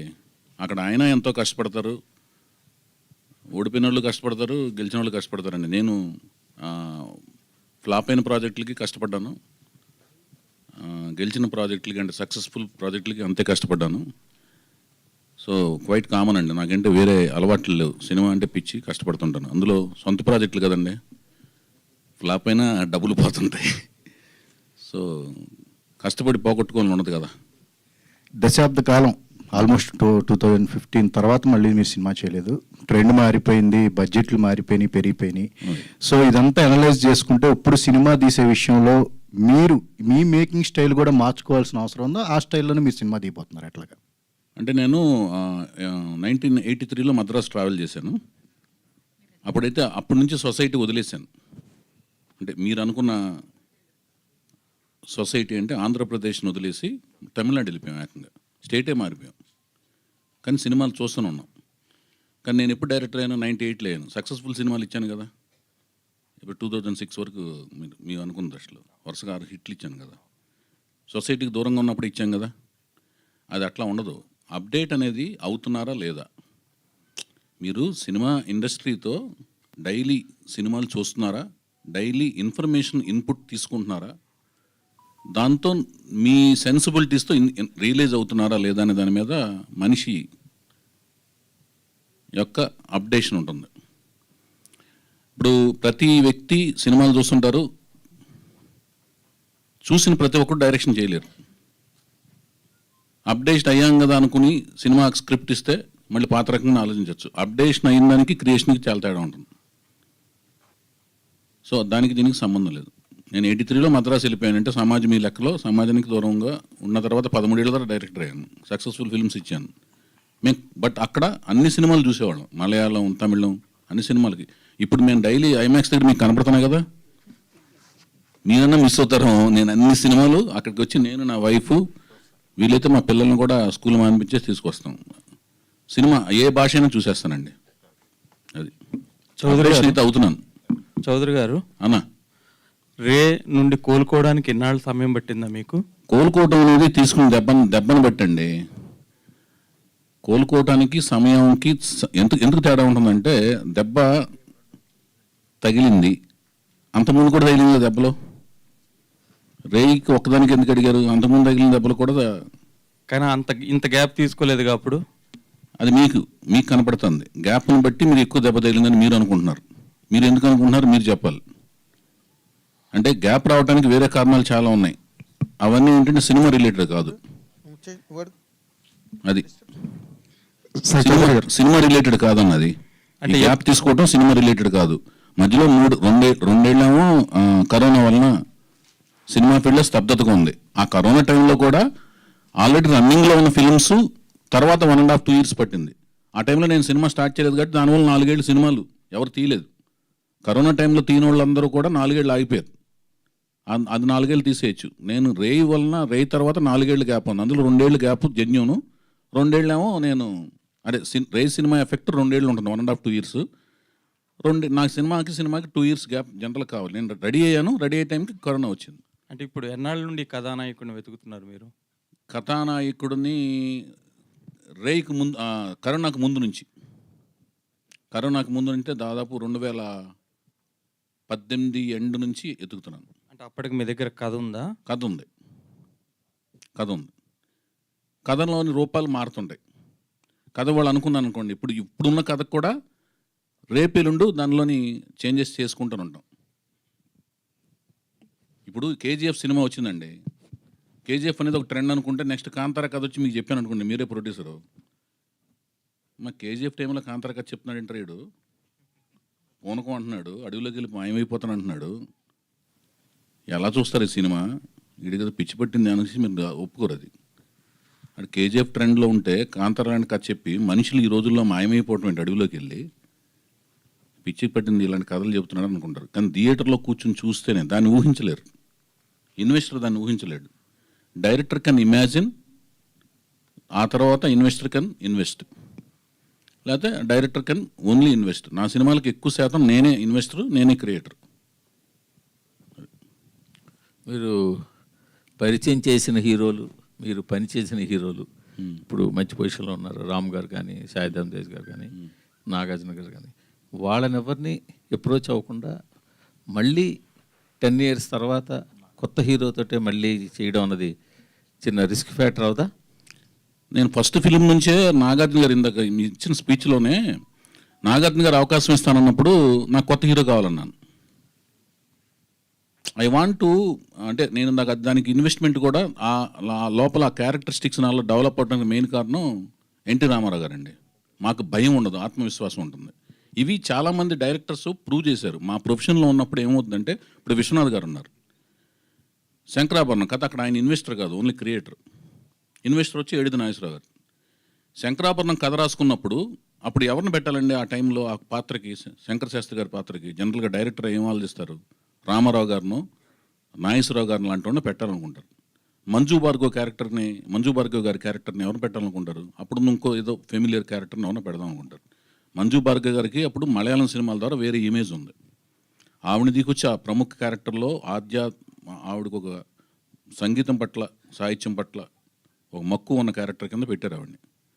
ఓకేనండి. శాస్త్రి గారి కిందేమో, అదే శంకర శాస్త్రి గారి కిందేమో ఒక పెద్ద హీరో దగ్గరికి వెళ్లకుండా ఒక కొత్త అతను దిగుచ్చి పెట్టారు. దానికి ఏంటంటే డైరెక్టర్కు ఉన్న శక్తి, ఆత్మవిశ్వాసంతోనే ఆ స్క్రిప్ట్ నేను ఆ పోర్ట్రేట్ చేయగలిగిన శక్తి ఉంటుంది. నాకు అసలు ఏమీ భయం లేదండి, ఇన్సెక్యూరిటీ లేదు. ఇన్సెక్యూరిటీ లేనప్పుడే, అంటే ఇప్పుడు వెళ్ళిపోయి అతను వెళ్ళి అడిగేద్దాం, నేను క్రియేట్ చేసిన రామ్ దగ్గరికి వెళ్ళి అడుగుదాం, అలాగే ఆలోచన రాదు నాకు. మరి ఆ ఇన్సెక్యూరిటీ లేనప్పుడు ఎన్టీఆర్ ఫ్యామిలీ నుంచి తెచ్చుకోవడం, ఎన్టీఆర్ బ్యాన్ రైడ్ చేయడం ఎందుకు? నేను వెతుకుతున్నా కొత్త హీరోని ఎవరైనా తీసుకురావచ్చు. అదేనండి, మీరు అడిగేది ఏంటంటే అతనే ఎందుకు అని మీకు ఫీలింగ్. నేను చెప్పేది ఏంటంటే లేదు, ఆత్మవిశ్వాసం లేదు. అంటే మీకు ఏంటంటే నాకు నచ్చకపోతే ఇతనే తీసుకొని అంటున్నా. అది కాదు సార్, ఆత్మవిశ్వాసం ఉన్నప్పుడు ఒక కొత్త వేరే చేసి చూపించే కదా. ఇప్పుడు ఆదిత్య ఓం ఉన్నాడు, ఉత్తరప్రదేశ్ అతను, నాకు తెలియదు, 1 year బ్యాక్ తెలుసు నాకు. అతను 1 year బ్యాక్ అతను వేరండి. I promise and I swear అండి, you can enquiry check with Aditya Om also. నేను హీరోయిన్ కోసం వెళ్తే అతను కనపడ్డాడు నాకు. ఇది వెరైటీగా ఎనర్జెటిక్గా ఉన్నాడే, ఫంకీ స్టైల్లో చాలా బాగున్నాడు. నాకు సుష్మా కౌల్ దగ్గర ఆ హీరోయిన్ పంపించమంటే ఇతను కూడా పంపించింది, బాగున్నాడు. అతను ఫాదర్ మదర్ ఎవరో నాకు తెలియదు. నేను లాస్ట్ 1 year బ్యాక్ తెలుసుకున్నా, ఐ స్వేర్. సో వాళ్ళ ఫాదర్ అంట ఒక IAS officer, mother Samajwadi MLA అంట, నాకు తెలియదు. But he's highly dedicated. Aditya Om highly dedicated, highly determined. ఎంత రేంజ్ కంటే ఆ పొజిషన్ ఎప్పుడు చెప్పలేదు. బాంబేలో ట్రైన్ ఎక్కి, నేను ఫస్ట్ ఫిలింకి అలాగే నేనేమి ఫెసిలిటీస్ ఇవ్వనండి, జస్ట్ ట్రైన్ ఎక్కి లీ ప్యాలెస్లో షూటింగ్, ట్రైన్ ఎక్కి వచ్చాయి, బేగంపేటలో దిగిపో, డైరెక్ట్ షూటింగ్కి వచ్చాయి, ట్రైన్లోనే స్నానం చేసి వచ్చాయి, ట్రైన్లో స్నానం చేసి వచ్చాడు. నాకు 1 year బ్యాక్ తెలిసింది. నేను ఇప్పుడు మీరు అడిగే ప్రశ్న ఎలా ఉందంటే అన్నగారు, నా జర్నీ చూసి తెలిసి కూడా అడుగుతున్నారు మీరు. అది నాకు కొంచెం, అంటే నేను చెప్తాను. ఇప్పుడు హరికృష్ణ గారు ఇప్పుడు లాహిర్ లాయర్ అయిందా? ఒక నిమిషం అన్న వినండి. లాహిర్ లాయర్ అయిన తర్వాత అది 7th class పబ్లిక్ ఎగ్జామ్, ఓకేనండి. తర్వాత 8th 9th రిలీఫ్ ఉంటుంది, 10th మళ్ళీ పబ్లిక్ ఎగ్జామ్ కదా జనరల్గా. 7th అయిన వెంటనే మళ్ళీ యాసిడ్ టెస్ట్ ఎవడన్నా పెట్టుకుంటారండి?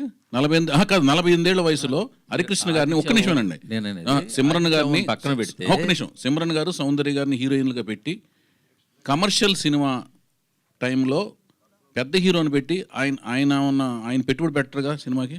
నేను చేస్తాను, నా క్యారెక్టర్ ఎస్టాబ్లిష్ అయిన చేసుకున్న తర్వాత కూడా నందమూరి వంశం దగ్గరికి ఎందుకు వెళ్తానంటే అతను నచ్చాడు, బాగున్నాడు కాబట్టి వెళ్తున్నాను.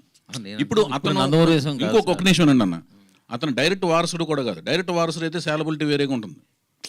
అర్థమైందండి. ఇప్పుడు మీరు ఇప్పుడు ఒక హీరో అనుకోండి, మీ హీరోకి డైరెక్ట్ కొడుకు సాయిధరం తేజు రామ్ చరణ్ కాదు, ఓకేనండి. మన ఈయన పేరేంటి, ఇప్పుడు మేము పరిచయం చేసే అతను డైరెక్ట్గా ఒక హీరో గారు డైరెక్ట్ కొడుకు కాదు. వాళ్ళకు వేరే సాలబిలిటీ ఉంటుంది, ఇతనికి వేరే సాలబిలిటీ ఉంటుంది.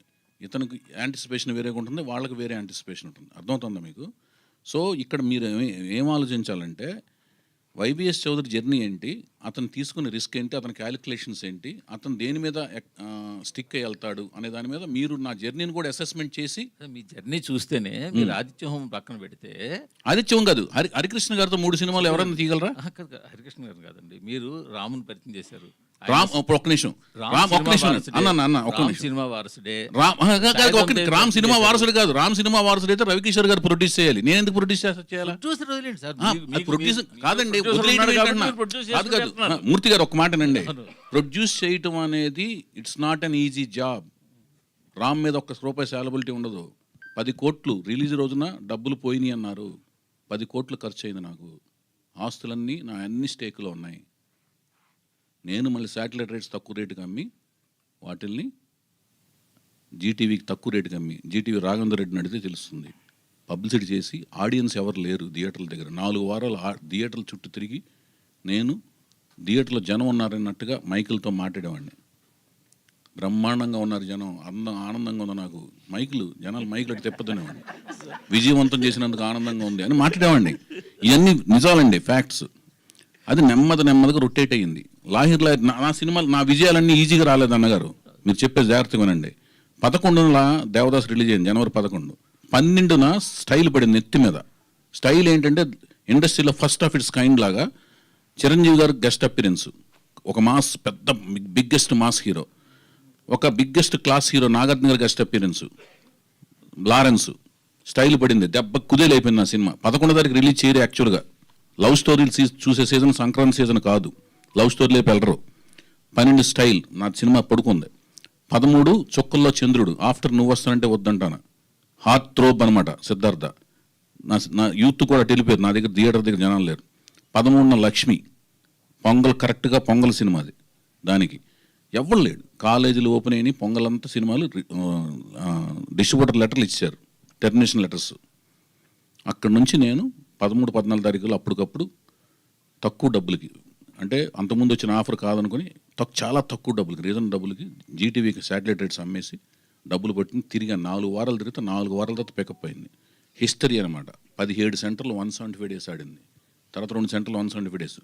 తీసిన థియేటర్ నుంచి మళ్ళీ తీసేసారు. ఈ సక్సెస్ తక్కువ అంచనట్లేదు, తక్కువ కాదు. నేను అనేది రాము కాదండి. ఎలా చెప్తున్నా అంటే కొత్త వాళ్ళతో చేస్తున్నాను, కొత్త వాళ్ళని ఎంచుకుంటున్నాను. మీరు ఎంచుకునే వాళ్ళంతా ఇండస్ట్రీలో ఒక సెర్టన్ బ్యాకప్ ఉన్న వాళ్ళే ఎంచుకుంటున్నారు. లాహిర్ ఎలాంటి సినిమా మీరు ఎన్టీఆర్ అభిమానం మీకు ఉంది, కానీ దాన్ని ఎక్కువగా చెప్పి అంటే దాన్ని కూడా సినిమాకి వాడుతున్నట్టుగా అన్ని అంటున్నాను. కాదు మీరు అంటాం కాదు, మీరు గుర్తించట్లేదని నేను అంటున్నాను. లాహిరి హరికృష్ణ గారు ఈనాటే మెయిన్ స్ట్రీమ్ ఒక జంట. హరికృష్ణ గారు భానుప్రియ గారు ఇప్పుడు సీరియల్స్లో యాక్ట్ చేస్తున్నారు. హరికృష్ణ భానుప్రియ ఒక జంట. నెక్స్ట్ సుమన్ గారు పక్కన చౌదరి గారు. ఒక నిమిషం సుమన్ గారు ఒక్క నిమిషం రిలేటెడ్ అడుగుతున్నారు, దానికి కూడా సమాధానం చెప్పి. ఒక నిమిషం. సుమన్ గారు పక్కన రచన గారు, ఇద్దరికి ఇన్నింగ్స్ అయిపోయింది. తర్వాత వినీత్ గారు సంగవి గారు, వాళ్ళ ఇన్నింగ్స్ అప్పటికి అయిపోయింది. ఆదిత్యమో మమికిత కొత్త 4 జంటలు ఎవరికన్నా సాలబిలిటీ ఉందా? వాళ్ళ మీద 1 కోటి నుంచి 1,50,00,000 సినిమా తీస్తే మేబీ సినిమా రిలీజ్ చేయడానికి ప్రోత్సాహం రావచ్చు. ఓకేనండి. 3,90,00,000 సినిమా తీసా నా సొంత. అప్పటికి నా అపార్ట్మెంట్ తాకట్టు పెట్టాను. నా భార్య నగలు, మా మదర్ నగలు, మా అత్తగారి నగలు అన్ని రిలీజ్ టైంకి అన్ని స్టేక్లో ఉన్నాయి. ఆ రోజున ఇప్పుడు చెప్తున్నాను, మర్చిపోయాను అసలు విషయం. రామోజీరావు గారు థియేటర్ ఎక్స్ప్లాయిటేషన్ మీద ఫైనాన్స్ చేయకపోతే ఈ సినిమా రిలీజ్ అయ్యే కాదు.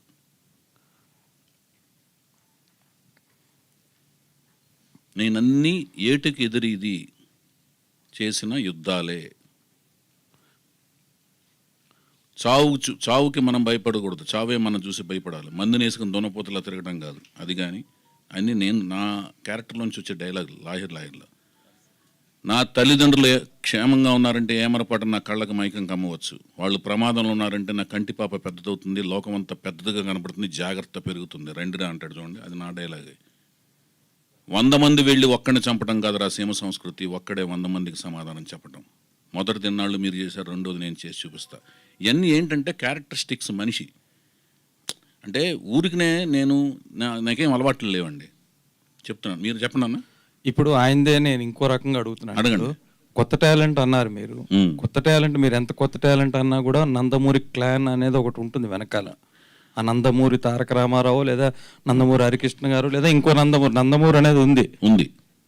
మీరు ఇంతకు ముందు చెప్పారు చూడండి, ఆదిత్య ఓమని ట్రైన్లో వచ్చేసి ట్రైన్లోనే స్నానం చేసి అంతే వచ్చేయని. ఆ కొత్త వాళ్ళతో మీరు సినిమా తీయడం వేరు.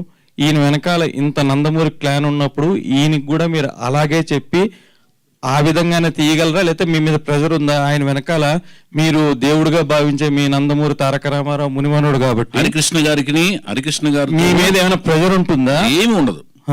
నేను ఎవరినైనా కొత్త వాళ్ళగానే ట్రీట్ చేస్తాను, ఏ కంఫర్ట్స్ ఇవ్వను. ఇంకా వాళ్ళకంటే తక్కువగా ట్రీట్ చేస్తాను. ఎందుకు తక్కువగా ట్రీట్ చేస్తానంటే వాళ్ళకి సినిమా అంటే అర్థమైంది. వాళ్ళు they are named by YVS products అని వాళ్ళు బయటికి వెళ్ళిన తర్వాత వైవిఎస్ ఏం చేశారు. అప్పుడు మీ స్టూడెంట్ ఉంటాడండి, మీరు టీచర్ అయ్యారు అనుకోండి, వైవిఎస్ స్టూడెంట్ కింద బయటికి వెళ్తే ఏంట్రా వైవిఎస్ ఏదైనా మీకు నేర్పింది అంటారేమో, నాకు బ్యాడ్ నేమ్ వస్తుంది భయం. వాళ్ళందరికీ అన్నీ కరెక్ట్గా చెప్తాను. పైగా 11 నెలల నుంచి నేను కొత్త వాళ్ళని పరిచయం చేస్తే వాళ్ళతో ట్రావెల్ అవుతానండి. ఖాళీగా ఉంటాను, డైరెక్ట్గా తీసుకొచ్చి వాళ్ళని షూటింగ్ సెట్స్లో పెట్టను. వాళ్ళు 11-12 నెలలు వాళ్ళతో ట్రావెల్ అవుతాను. ఇప్పుడు తను లాస్ట్ ఇయర్ మార్చిలో చూశాను, ఏప్రిల్లో చూశాను, మార్చిలో ఎండ్లో ఓకే అయింది, ఏప్రిల్ ఎండ్లో చూశాను. అప్పటి నుంచి 11-12 నెలలుగా స్వయంగా నేనే కోచింగ్ ఇస్తున్నాను. అంతేగాని నిన్న చూశాను ఇవాళ అది ఉండదు. అతనితో ట్రావెల్ అయ్యి అతను బాడీ బిల్డింగ్, డ్యాన్సులు, ఫైట్లు అవన్నీ కోచింగ్ ఇచ్చి, డైలాగ్ డెలివరీలు, సొసైటీ ఎలా ఉంటుంది, ఏ హీరో ఎబిలిటీస్ ఏంటి, ఏ హీరోస్ ఎందుకు పైకి వచ్చారు, ఏ హీరోకి ఉన్నాయి స్ట్రెంగ్త్లు ఏంటి, వీక్నెస్లు ఏంటి, అన్నీ నాకు తెలిసిన నాలెడ్జ్ అతనితో షేర్ చేస్తాను. వాళ్ళు ఇంతకాలం స్టడీ చేయలేరు కదండి, వాళ్ళు కాన్వెంట్ స్టూడెంట్స్ అవ్వచ్చు, వాళ్ళు మనం వెళ్ళినట్టుగా అన్ని సినిమాలకు వెళ్ళలేరు కదా పాపం. మనం చూసిన బుక్స్ మనం అన్ని చదవలేరు కదా, కొంత మనకు తెలిసిన టిప్స్ వాళ్ళకి ఇస్తాం. అది గీత గారిని అడుగుతాను, ప్రొడ్యూసర్. అమ్మో, కంగ్రాట్స్ గీత గారు. థ్యాంక్ యూ అండి. ఎందుకంటే లేడీస్ ప్రొడ్యూసర్గా చాలా కాలం అయింది రాక, మీరే మీకు ఎక్స్పీరియన్స్ ఉంది కాబట్టి చౌదరి గారికి మీరే ప్రొడ్యూసర్ అంటే ముందుగా ఆల్ ది వెరీ బెస్ట్. ఈ ప్రాజెక్ట్ కూడా మంచి హిట్ అవ్వాలని కోరుకుంటున్నాం. మీ బ్యానర్ పేరు ఎన్టీఆర్ అని పెట్టారు, ఏ న్యూ టాలెంట్ రోజ్. అలాగే మీరు ఓల్డ్ టాలెంట్, అంటే మీరు కూడా యాక్టర్ కదా బేసికల్గా, మీరేమన్నా ఈ సినిమాలో యాక్ట్ చేసే ఛాన్స్ ఉందా? లేదండి, ఈ మూవీలో కేవలం ప్రొడ్యూసర్ పాత్రనే నిర్వర్తిస్తాను. ఆయన కథ, స్క్రీన్ ప్లే, డైరెక్షన్ ఆయనకి ఫుల్ ఫ్రీడమ్, ఆయన చూసుకుంటారు. సో ఈసారి ప్రొడక్షన్ అంతా నేను చూసుకుందాం అనుకుంటున్నాను. డైరెక్టర్స్ కూడా మంచి చాలా సినిమాలు యాక్ట్ చేస్తారు, ఫాదర్ క్యారెక్టర్స్, బ్రదర్ క్యారెక్టర్లు కాబట్టి. చౌదరి గారిని కూడా క్యారెక్టర్ని పెట్టి చేయిస్తున్నారు సినిమాలు ఏమన్నా? Not in this movie, maybe in the future. Chowdary గారు, అన్నా నందమూరి ఇంటి నుంచి ఇంకొక హీరో వస్తున్నాడంటే ఇండస్ట్రీ మొత్తం అటువైపు చూస్తుంది తప్పకుండా. మరి ఎన్టీఆర్ గారు, బాలకృష్ణ గారు, కళ్యాణ్ రామ్ గారు, వీళ్ళ సపోర్ట్ ఈ సినిమాకి ఏమైనా ఉంటుందా?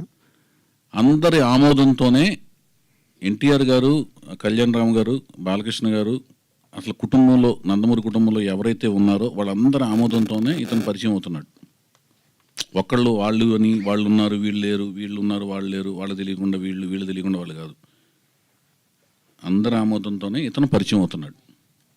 అది మీరు అంటే ఇప్పుడు చెప్పిన దానికి ఎక్స్టెన్షన్, మీరు అందరు ఆమోదంతో అంటే ఇండివిజువల్గా అందరికీ కలిసి వెళ్ళి ఈ హీరోని పరిచయం చేస్తున్నాను అని అన్నగారు ఒక మూర్తి గారు ఒక నిమిషం వినండి. మీకు ఆ వీడియో ప్రజెంట్ చేయాలని మీకు కావాలా? మీ వీడియో వెళ్ళి కలిసిన వీడియో సహా ఒక నిమిషం వినండి, ఒక్క నిమిషం. మీకు వీడియో ప్రజెంట్ చేయాలి అని అనుకుంటే next time I will present the video next మీకు.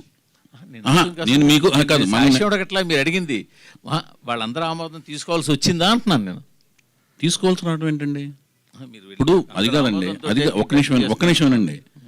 ఇప్పుడు మీ ఇంట్లో 4 కుటుంబ సభ్యులు ఉంటారండి. మీ 4 కుటుంబ సభ్యులు ఫెమిలియర్, మీ ఇంట్లో 4 కుటుంబ సభ్యులు ఉన్నారు, 4 ఫెమిలియర్ అనుకోండి. మీ అబ్బాయిని ఇంకోళ్ళకి ఇచ్చి పెళ్లి చేస్తున్నప్పుడు మీరు 4కి ఒక మాట చెప్పి ఇలా చేస్తున్నారని చెప్పుకోవటం ఆనవాయితీ. మీ 4 లో ఒక ఆనవాయితీ ఉన్నప్పుడు ఈ అబ్బాయికి పెళ్లి చేస్తున్నానండి అని మీరు నలుగురు చెప్పుకుంటారు, చెప్పరా మీరు?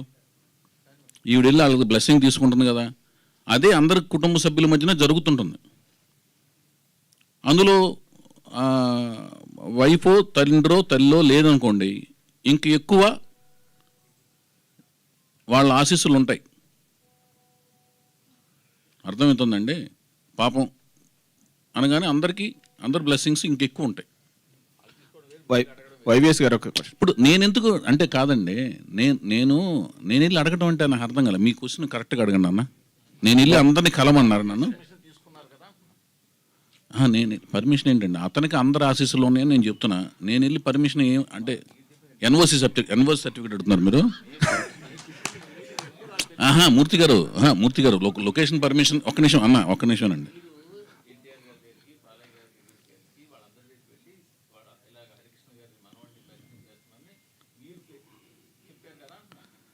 వాళ్ళ ఆశీస్సులు ఆయనకు ఉన్నాయి సార్.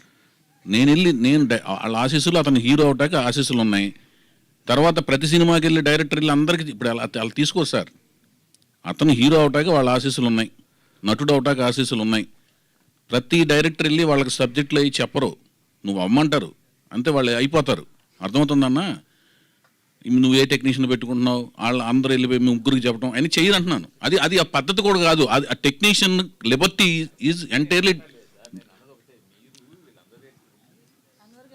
అందరి దగ్గర. అదిగా మూర్తి గారు అది కాదన్నా, ఒక నిమిషం అన్న. పెళ్లి కూతురు ఒక నిమిషం మూర్తి గారిని మాట్లాడినామండి. ప్లీజ్ దయచేసి అన్న నా మాటేనండి. మూర్తి గారు నేను చెప్పేదేనండి. నేను ఇందాక సబ్జెక్ట్కి వస్తున్నా. పెళ్లి కూతురు మీ అమ్మాయి అయినప్పుడు మీ అమ్మాయి వాళ్ళందరూ ఆశీస్సులు తీసుకుంటుందండి. పెదనాన్నది, బాబాయిది, వాళ్ళది. ఓకేనండి? పెళ్లి కొడుకు వెళ్ళి ఏమండి మీ అమ్మాయిని చేసుకుంటున్నాను, ఏమేమి చేసుకుంటున్నాను, వీళ్ళందరి దగ్గరికి వాడు వెళ్ళదు. ఆశీస్సులు కాదండి మీకు. నేను చెప్పేది మీకు అర్థం కాలేదండి. అతను ఒక్క నిమిషం బాబు భయ్య నాగేంద్ర ఒక్క నిమిషం అన్న. నాగేంద్ర గారు నేను సీతయ్యని. I can answer anything. మీరు ఉండండి, మీరు ఆవేశపడకండి అన్న నాగేంద్ర అన్న మీరు నా బ్రదర్. ఈ మూర్తి గారు నా అన్న.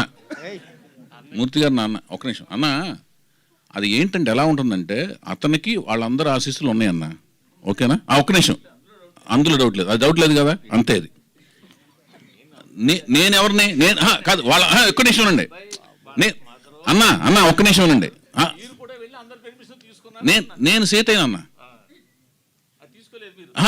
మీకు వద్దు, నేను సీతయ్యని, నేను రామాయణ కాదు. నేను సీతయ్యని.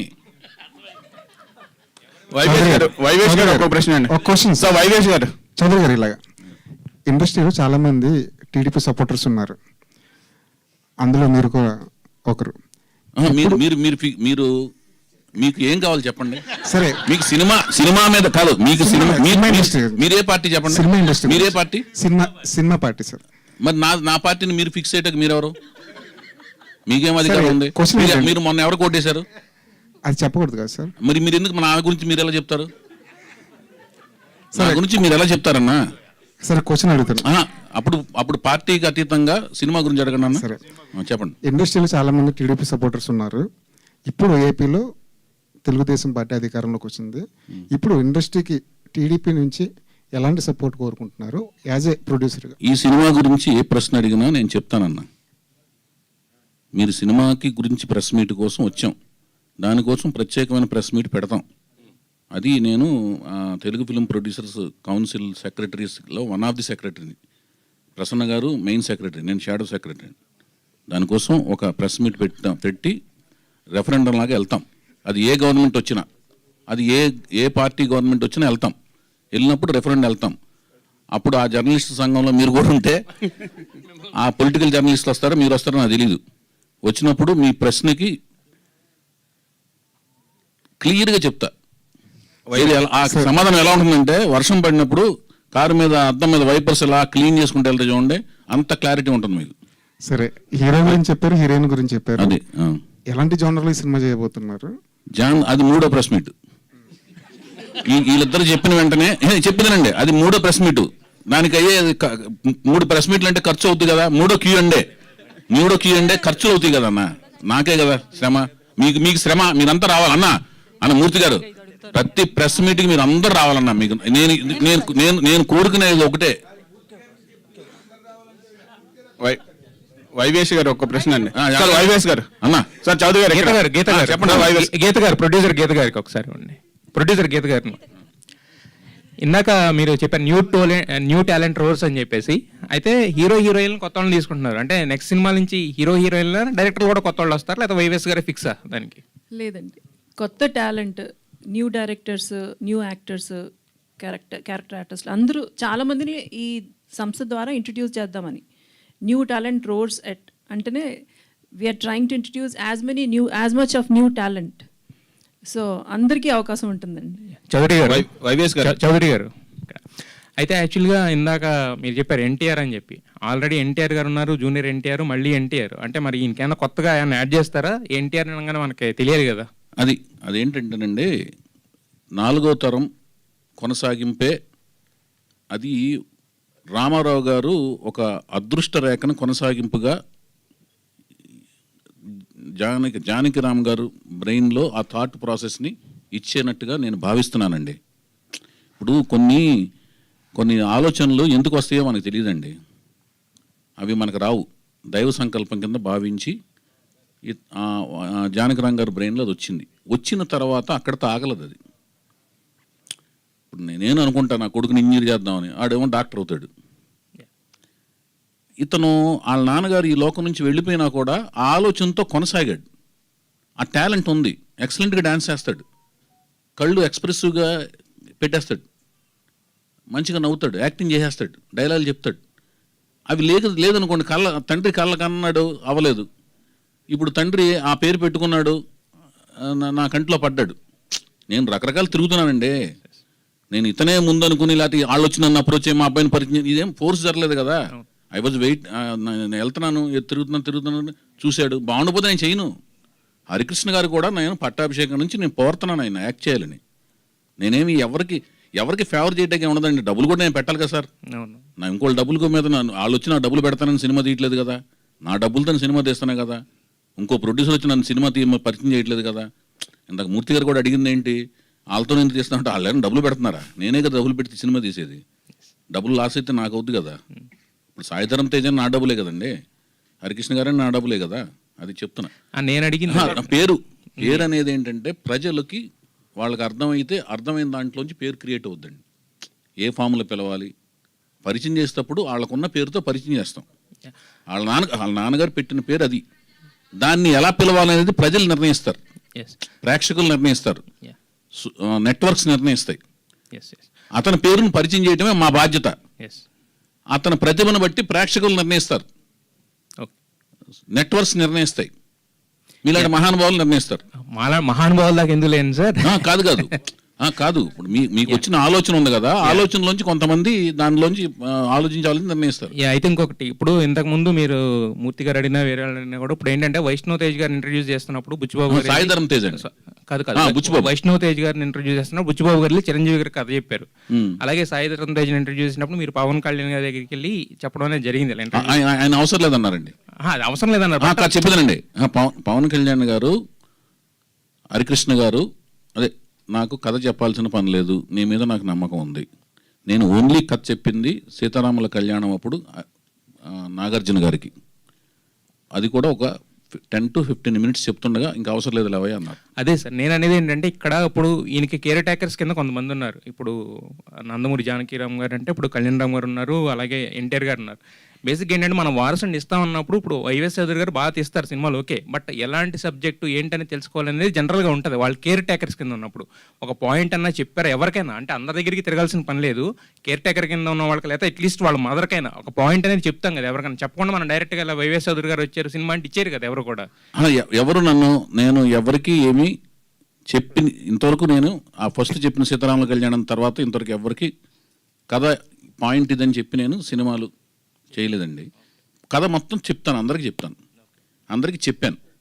వాళ్ళైతే కండిషనల్గా ఎప్పుడు ఇది కథ, ఈ కథ చెప్తేనే మేము సినిమా అనేది ఎవరికి జరగలేదు. ఈ సినిమా కథ ఇప్పటివరకు ఎవరెవరికి చెప్పారు? అందరికీ తెలుసండి. ఓకే, మొత్తం అంటే ఎన్టీఆర్ గారికి, కళ్యాణ్ రామ్ గారికి. మీకు ఏం కావాలి భయ్యా? ఇది ఎవరికి తెలుసు అంటున్నా? నీకు ఎవరెవరు పర్మిషన్ లెటర్ కావాలి చెప్పు. కాదు కదా, మీకు కథ అందరికి తెలుసు అన్నారు కదా, ఎవరికి తెలుసు అని అడుగుతున్నాను. నీకు ఈ ప్రెస్ మీట్ ద్వారా ఏం కావాలి చెప్పు. ఈ కథ ఎవరికి తెలుసు అని అడుగుతున్నాను నేను. అడిగి నీకు అందులో నీ ఆనందం ఏంటి? నీకెందుకు తెలియాలంటున్నాను సార్, నీకెందుకు తెలియాలి? మీ ఆలోచనకి అంతరంగం ఏంటి? బాహ్య రూపం అర్థమైంది, లోపల అంతరంగం చెప్పు. అంతరంగం ఎందుకు అంటున్నది? ఈ సినిమాకు ఉపయోగపడేది ఉన్నది ఎవరికి? ఆయనకి తెలిసిందా తెలియదా అనేది నీకు ఉపయోగపడే, అందులో నీ ఉపయోగం ఏంటంటున్నాను. నీ ఉత్సుకత ఏంటి? ఉత్సుకత కాదు సార్, మీరు ఏం ఇప్పుడు కాదండి, సినిమా చేసే అతనికి తెలుసా తెలియదా అని అడగడం వరకు మీకు వాళ్ళు సినిమా చేసేవాడికి తెలుసు, మీరు అది అడగలేదు. వాళ్ళ కుటుంబంలో అందరికీ తెలుసా అని అడుగుతున్నారు. వైఎస్ గారు ఇక్కడండి సార్. సార్ ఇది ఎన్టీఆర్ అనే పర్సన్ లాంచ్ చేస్తున్నారు, అలాగే ఇందాక చెప్పారు హీరోయిన్ గా కొత్త హీరోయిన్ తీసుకోబోతున్నాం తెలుగు అమ్మాయిని అని, అండ్ అదర్ క్యారెక్టర్స్ కూడా కొత్త టాలెంట్ ని తీసుకోబోతున్నారా? ఇలాంటి ఏమైనా టాలెంట్ హంట్ ఏమైనా నిర్వహించబోతున్నారా? దీనికి హంట్ అనే మాట అనేసాం అనుకోండి రాజేష్ గారు, అంతేగా భయ్య. అయితే హంట్ అనగానే ఏంటంటే ప్రవాహం వచ్చి మన మీద పడుద్ది. హంట్ని మనం మన సైడ్ నుంచి చేస్తే బెటర్. హంట్ని అనౌన్స్ చేసిన వెంటనే ఒక ప్రవాహం మన ఎత్తుమే పడిపోద్ది, అది ఫ్లడ్ లాగా పడిపోద్ది, మనం ఎత్తుకోలేము, అందులో కొట్టుకుపోతాం మనం అందులో. అందుకని మనకు కావాలన్న విషయం మనకు తెలుసుకుని మనం ఎత్తుకోవటం బెటర్ అని నా ఫీలింగ్. అలా ఆ పని చేస్తున్నా. వైవిఎస్ గారు అమ్మ సార్, ఇప్పుడు మీరు అప్పుడు తీసిన బ్లాక్ బస్టర్స్ కొన్ని కానీ ఇప్పుడు కానీ జనరేషన్ మారింది, ట్రెండ్ కూడా మారింది. దానికి అనుగుణంగా ఏమైనా కథ తయారు చేసుకున్నారు? అసలు ఇప్పుడు ట్రెండ్ని బట్టి ఏ టైప్ సినిమా చేయాలనుకుంటున్నారు? అంటే నేను కొంచెం లేట్గా వచ్చా కాబట్టి అడిగేశారా? అడిగారు కానీ మీరు నా ఫ్రెండ్, మీరు ఏమైనా అడగచ్చు, చెప్పండి. థ్యాంక్ యూ ఏంటన్నా? Thank you. అంటే ఇప్పుడు పాన్ ఇండియా లెవెల్లో వస్తున్నాయి సినిమాలు. అవును, అంటే ఈ వీళ్ళు హీరో చిన్న హీరో అయినా పెద్ద రేంజ్ లో చూపించాలన్న డైరెక్టర్లో ఒక ఆశ ఉంది. ఆ కోణంలో మీరు ఎటువంటి జాగ్రత్తలు తీసుకున్నారు? అది కాదు, ఇది నా కథకి జస్టిఫై దట్టుగా నేను తీస్తానండి. తీసిన తర్వాత దానికి క్రియేట్ అయిన వాల్యూమ్ని బట్టి అది పాన్ ఇండియానా స్థాయి అనేది, ఎందుకంటే కొత్త వాళ్ళతో తీస్తున్నాం కాబట్టి కథ తయారవుతున్న ప్రాసెస్లో దానికి వచ్చే హైప్ను బట్టి రేంజ్ విస్తీర్ణం అనేది అర్థమవుద్ది. అది వ్యాపార ధోరణిలో అది పాన్ ఇండియా అవుద్దా లేదనేది అర్థమవుద్ది. సార్ చౌదరి గారు, వైవిఎస్ గారు ఒక క్వశ్చన్ అండి. సార్ ఒక క్వశ్చన్ అండి. V6 లక్ష్మి గారు ఒక్క సెకండ్. ఆవిడ V6 గారే, మీరు చెప్పండి. అయితే మీకు ఇండస్ట్రీలో చాలా మంది పరిచయం, ఎన్టీఆర్ ఫ్యామిలీ నుంచి మెగాస్టార్ ఫ్యామిలీ వరకు, ఏఎన్ఆర్ ఫ్యామిలీ. అయితే ఒక న్యూ బ్యానర్ స్టార్ట్ చేస్తున్నప్పుడు ఇండస్ట్రీ నుంచి ఎవరిని పిలవలేదా, ఎవరు రాలేదా? అంటే అర్థం కాలేదు. అంటే ఒక చిన్న లాంచింగ్ అంటే ఇప్పుడు నేనే ఒక రామారావు గారి ఆశీస్సులతో తీసుకుని ఘాటుకెళ్ళి రామారావు గారి ఆశీస్సులు తీసుకున్నా. అది ఎంత పవర్ అనేది మీకు అర్థమవుతుందా? అది మామూలు పవర్ కాదు. ఆ పవర్ శక్తి స్వరూపం ఎలా ఉంటుందంటే దానికి ఇంకా విలువ కట్టలేం. ఆయన శక్తిని మేము భుజం మీద వేసుకొచ్చి ఇప్పుడు ఆ శక్తి ఇక్కడ తిరుగుతుంది. అది ఆ వైఫై రేంజ్ మనం చెప్పలేం జోన్ల కింద. ఆ శక్తి ఉన్నప్పుడు ఇంక ఎవరు అవసరం ఏముందండి? అంటే అందరు ఆశీస్సులు ఉంటాయి. నేను ప్రాజెక్ట్ స్టార్ట్ చేశాను అనగానే సినిమాలో నేను పనిచేసిన అందరి మనసులు నన్ను బ్లెస్ చేస్తుంటారు. వాళ్ళకి సమయం మళ్ళీ అడగటం, వాళ్ళని పాపం వాళ్ళు ఏదో ఉన్న దానిలో ఇబ్బంది పెడతాం నాకు ఇష్టం లేదు. అందరు ఆశీస్సులు నేను ఇప్పుడు నా రూమ్మేట్ రవితేజ్ ఉన్నాడు, ఆయన హీరో, ఆయన ఆశీస్సులు ఎప్పుడు ఉంటాయి. నా మిత్రుడు మహేష్ బాబు ఉన్నారు, ఆయన ఎప్పుడు నేను బాగుండాలని కోరుకుంటారు.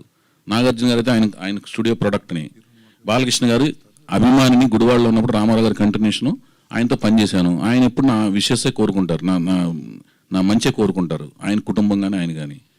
ఇంకా మిగతా అందరూ కూడా మన నందమూరి వంశంలో ప్రతి ఒక్కరు కుటుంబ సభ్యులందరూ కూడా నా మంచితనం కోరుకుంటారు. ఇప్పుడు మా సినిమా కథానాయకుడు మంచితనమే కోరుకుంటారు, అతను మంచి జరగాలని కోరుకుంటారు. వాళ్ళందరూ విషయస్ ఉన్నాయి. పైకి ఇదేమో ప్రకటనే కదండి, సంస్థ ప్రకటనను అతను పేరు ప్రకటించే కార్యక్రమే కదా అది. సో మీరు ఇందాక హీరో గురించి చెప్తూ చాలా ఎస్టాబ్లిష్ చేశారు, ఎన్టీఆర్ని చూసినట్లే ఉంటుందని చెప్పి. ఎన్టీఆర్ చూసినట్లు అనలేదండి. ఓకే, కళ్ళ గురించి కానీ బాడీ గురించి ఇట్లా చెప్పారు చాలాసేపు. సో అంటే ఆయన ఎప్పుడు పరిచయం చేస్తున్నారు, షూటింగ్ ఎప్పుడు మొదలవుతుంది? అది నేను నెక్స్ట్ ప్రెస్ మీట్లో 3 ప్రెస్ మీట్లు పెడతానండి. నెక్స్ట్ ప్రెస్ మీట్లో డెఫినెట్గా అతని చిత్రాన్ని ముఖ చిత్రాన్ని పరిచయం చేస్తాను, మనిషిని ముహూర్తం షాట్లో పరిచయం చేస్తాను. So final question, last 10 years నుంచి కూడా మీరు ఇండస్ట్రీకి దూరం ఉన్నారని కాదు కానీ మూవీస్ రాలేదు. అంత హిట్స్ ఇచ్చిన ఒక డైరెక్టర్ అన్నేళ్ళు ఎందుకు గ్యాప్? అంటే ఇందాక మీరు చెప్పిన ఆన్సర్ అయితే సాటిస్ఫాక్షన్ లేదు, సో అందుకే మళ్ళీ రిపీట్ చేస్తున్నా. గ్యాప్ అదే 2018 నుంచి సినిమా తీద్దాం అనుకుంటున్నాను అండి. మధ్యలో కరోనా వలన అమెరికా వెళ్ళిపోయి బ్లాక్ అయిపోయాం 1.5-2 years. కరోనా టైంలో అమెరికాలో బ్లాక్ అయిపోయాం 1.5-2 years అక్కడే ఉండిపోయాను. అప్పుడు అనిశ్చిత అండి, నేను కొత్త వాళ్ళని అనుకుంటున్నాను, కొత్త వాళ్ళతో ప్రాజెక్టులు ఫోన్లో ఫైనలైజ్ కాలేదు, అమెరికాలో ఉండిపోయాను 1.5 years బ్లాక్ అయిపోయాను. రేకి 18కి మధ్యలో చాలా గ్యాప్ ఉంది కదా. అదే ఆ 18లోనే నేను ప్రిపేర్ 2 ఏళ్ళు, నేను సినిమాకి 2 ఏళ్ళు అండి. ఇప్పుడు 2003లో సీతయ్య అండి, 2006లోనే వచ్చింది దేవదాసు, 3 ఏళ్ళ గ్యాప్ అక్కడే ఉంది. సో మేడం గీత గారు, సో అంటే మీకు కూడా ఇండస్ట్రీ మూవీస్ గురించి ఎవ్రీ మూవీకి వస్తారు, సార్తో పాటు మీరు వచ్చి చూస్తుంటారు. సో మీ నాలెడ్జ్ స్క్రిప్ట్లో ఏమన్నా మీరు ఐడియాస్ ఇచ్చారా ఏంటి అసలు? ఆయన ప్రతి ఆలోచన మొదట నాకే చెప్తారండి. సో ఆయనతో ప్రతి మూమెంట్, ఆయన ఆలోచన ప్రతి మూమెంట్లో I'm with him, I'm travelling along with him. So నాకు అంటే ప్రతి మూవీ స్టోరీ స్క్రిప్ట్ ఎలా తయారవుతోంది, ఎలాంటి కొత్త ఇంప్రూవ్మెంట్స్ వచ్చాయి, అన్నీ ప్రతి ఒక్కటి తెలుస్తుందండి. లేపేసి చెప్పేస్తానండి, నిద్రపోతున్నా కూడా. వైవేష్ గారు ఒక క్వశ్చన్ అండి. సార్ 83 నుంచి మీరు పక్క రాష్ట్రాల్లో ఉంటున్నా సరే, మీ రాష్ట్రం మీద అభిమానంతో, మీ ప్రాంతం మీద అభిమానంతో ప్రతి ఎలక్షన్లోని గుడివాడకి వెళ్ళి ఓటేస్తున్నారు ఫ్యామిలీతో సహా. మొన్న జరిగిన ఎలక్షన్స్లో గుడివాడలో ఎమ్మెల్యే మార్పుకి శ్రీకారం చుట్టారు. ఆ మార్పులో మీ పాత్ర ఎంతవరకు ఉంది? అన్నా ఇందాక దీనికి ఆన్సర్ చెప్పాను. కాతే ఇందులో నేను ఒకటే ఇన్ఫర్మేషన్ ఇస్తాను. ప్రతి సంవత్సరం ప్రతి ఎలక్షన్కి వెళ్ళలేదు, ఒక ఇన్ఫర్మేషన్ చెప్తా. ఎలక్షన్ పార్టీల గురించి మాట్లాడిన కానీ ఈ ఎలక్షన్కే వెళ్ళాను నేను గుడివాడ. 94 లాస్ట్, తర్వాత అంతా హైదరాబాద్లోనే యూటిలైజ్ చేసుకున్నాను.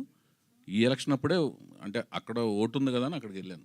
డైరెక్టర్ గారు, మీరు ఇప్పుడు వీళ్ళ అబ్బాయిని పరిచయం చేస్తున్నారు, సేమ్ టైమ్ మేబీ ఈ ఇయర్ ఈ సీజన్లోనే బాలకృష్ణ గారి అబ్బాయి మోక్షజ్ఞ కూడా పరిచయం కాబోతున్నాడు. సో దీన్ని మీరు ఒక బాధ్యతగా తీసుకుంటున్నారా? రేపు పొద్దున అతన్ని లాంచ్ చేయడం కూడా ఒక ప్రెస్టేజ్ కదా.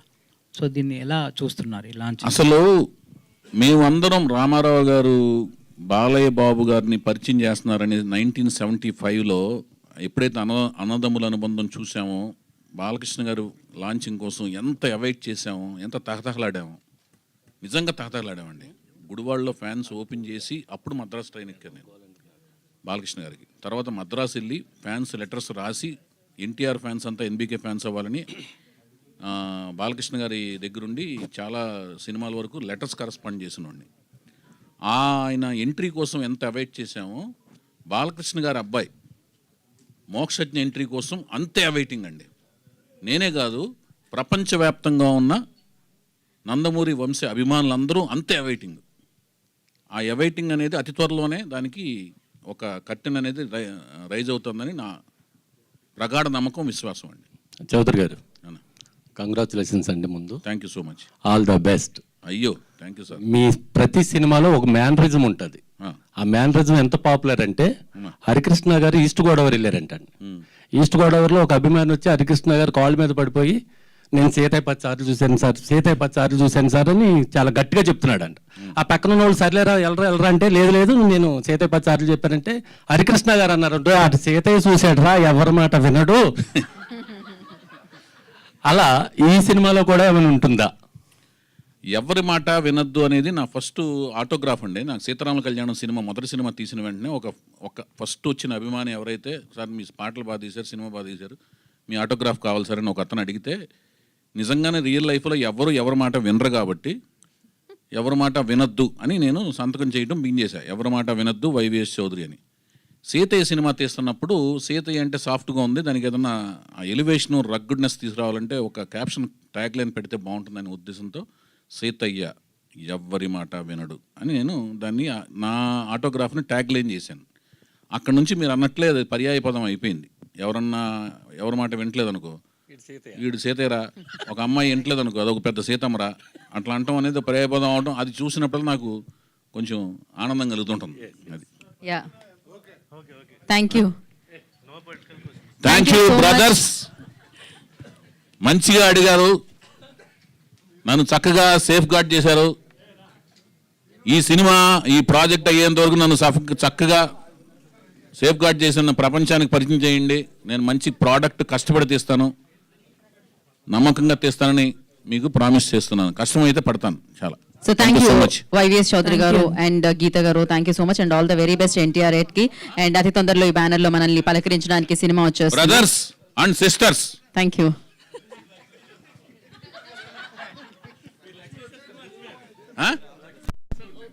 లక్ష్మి గారు, థ్యాంక్ యూ సో మచ్ అండి, వెరీ నైస్ మీటింగ్.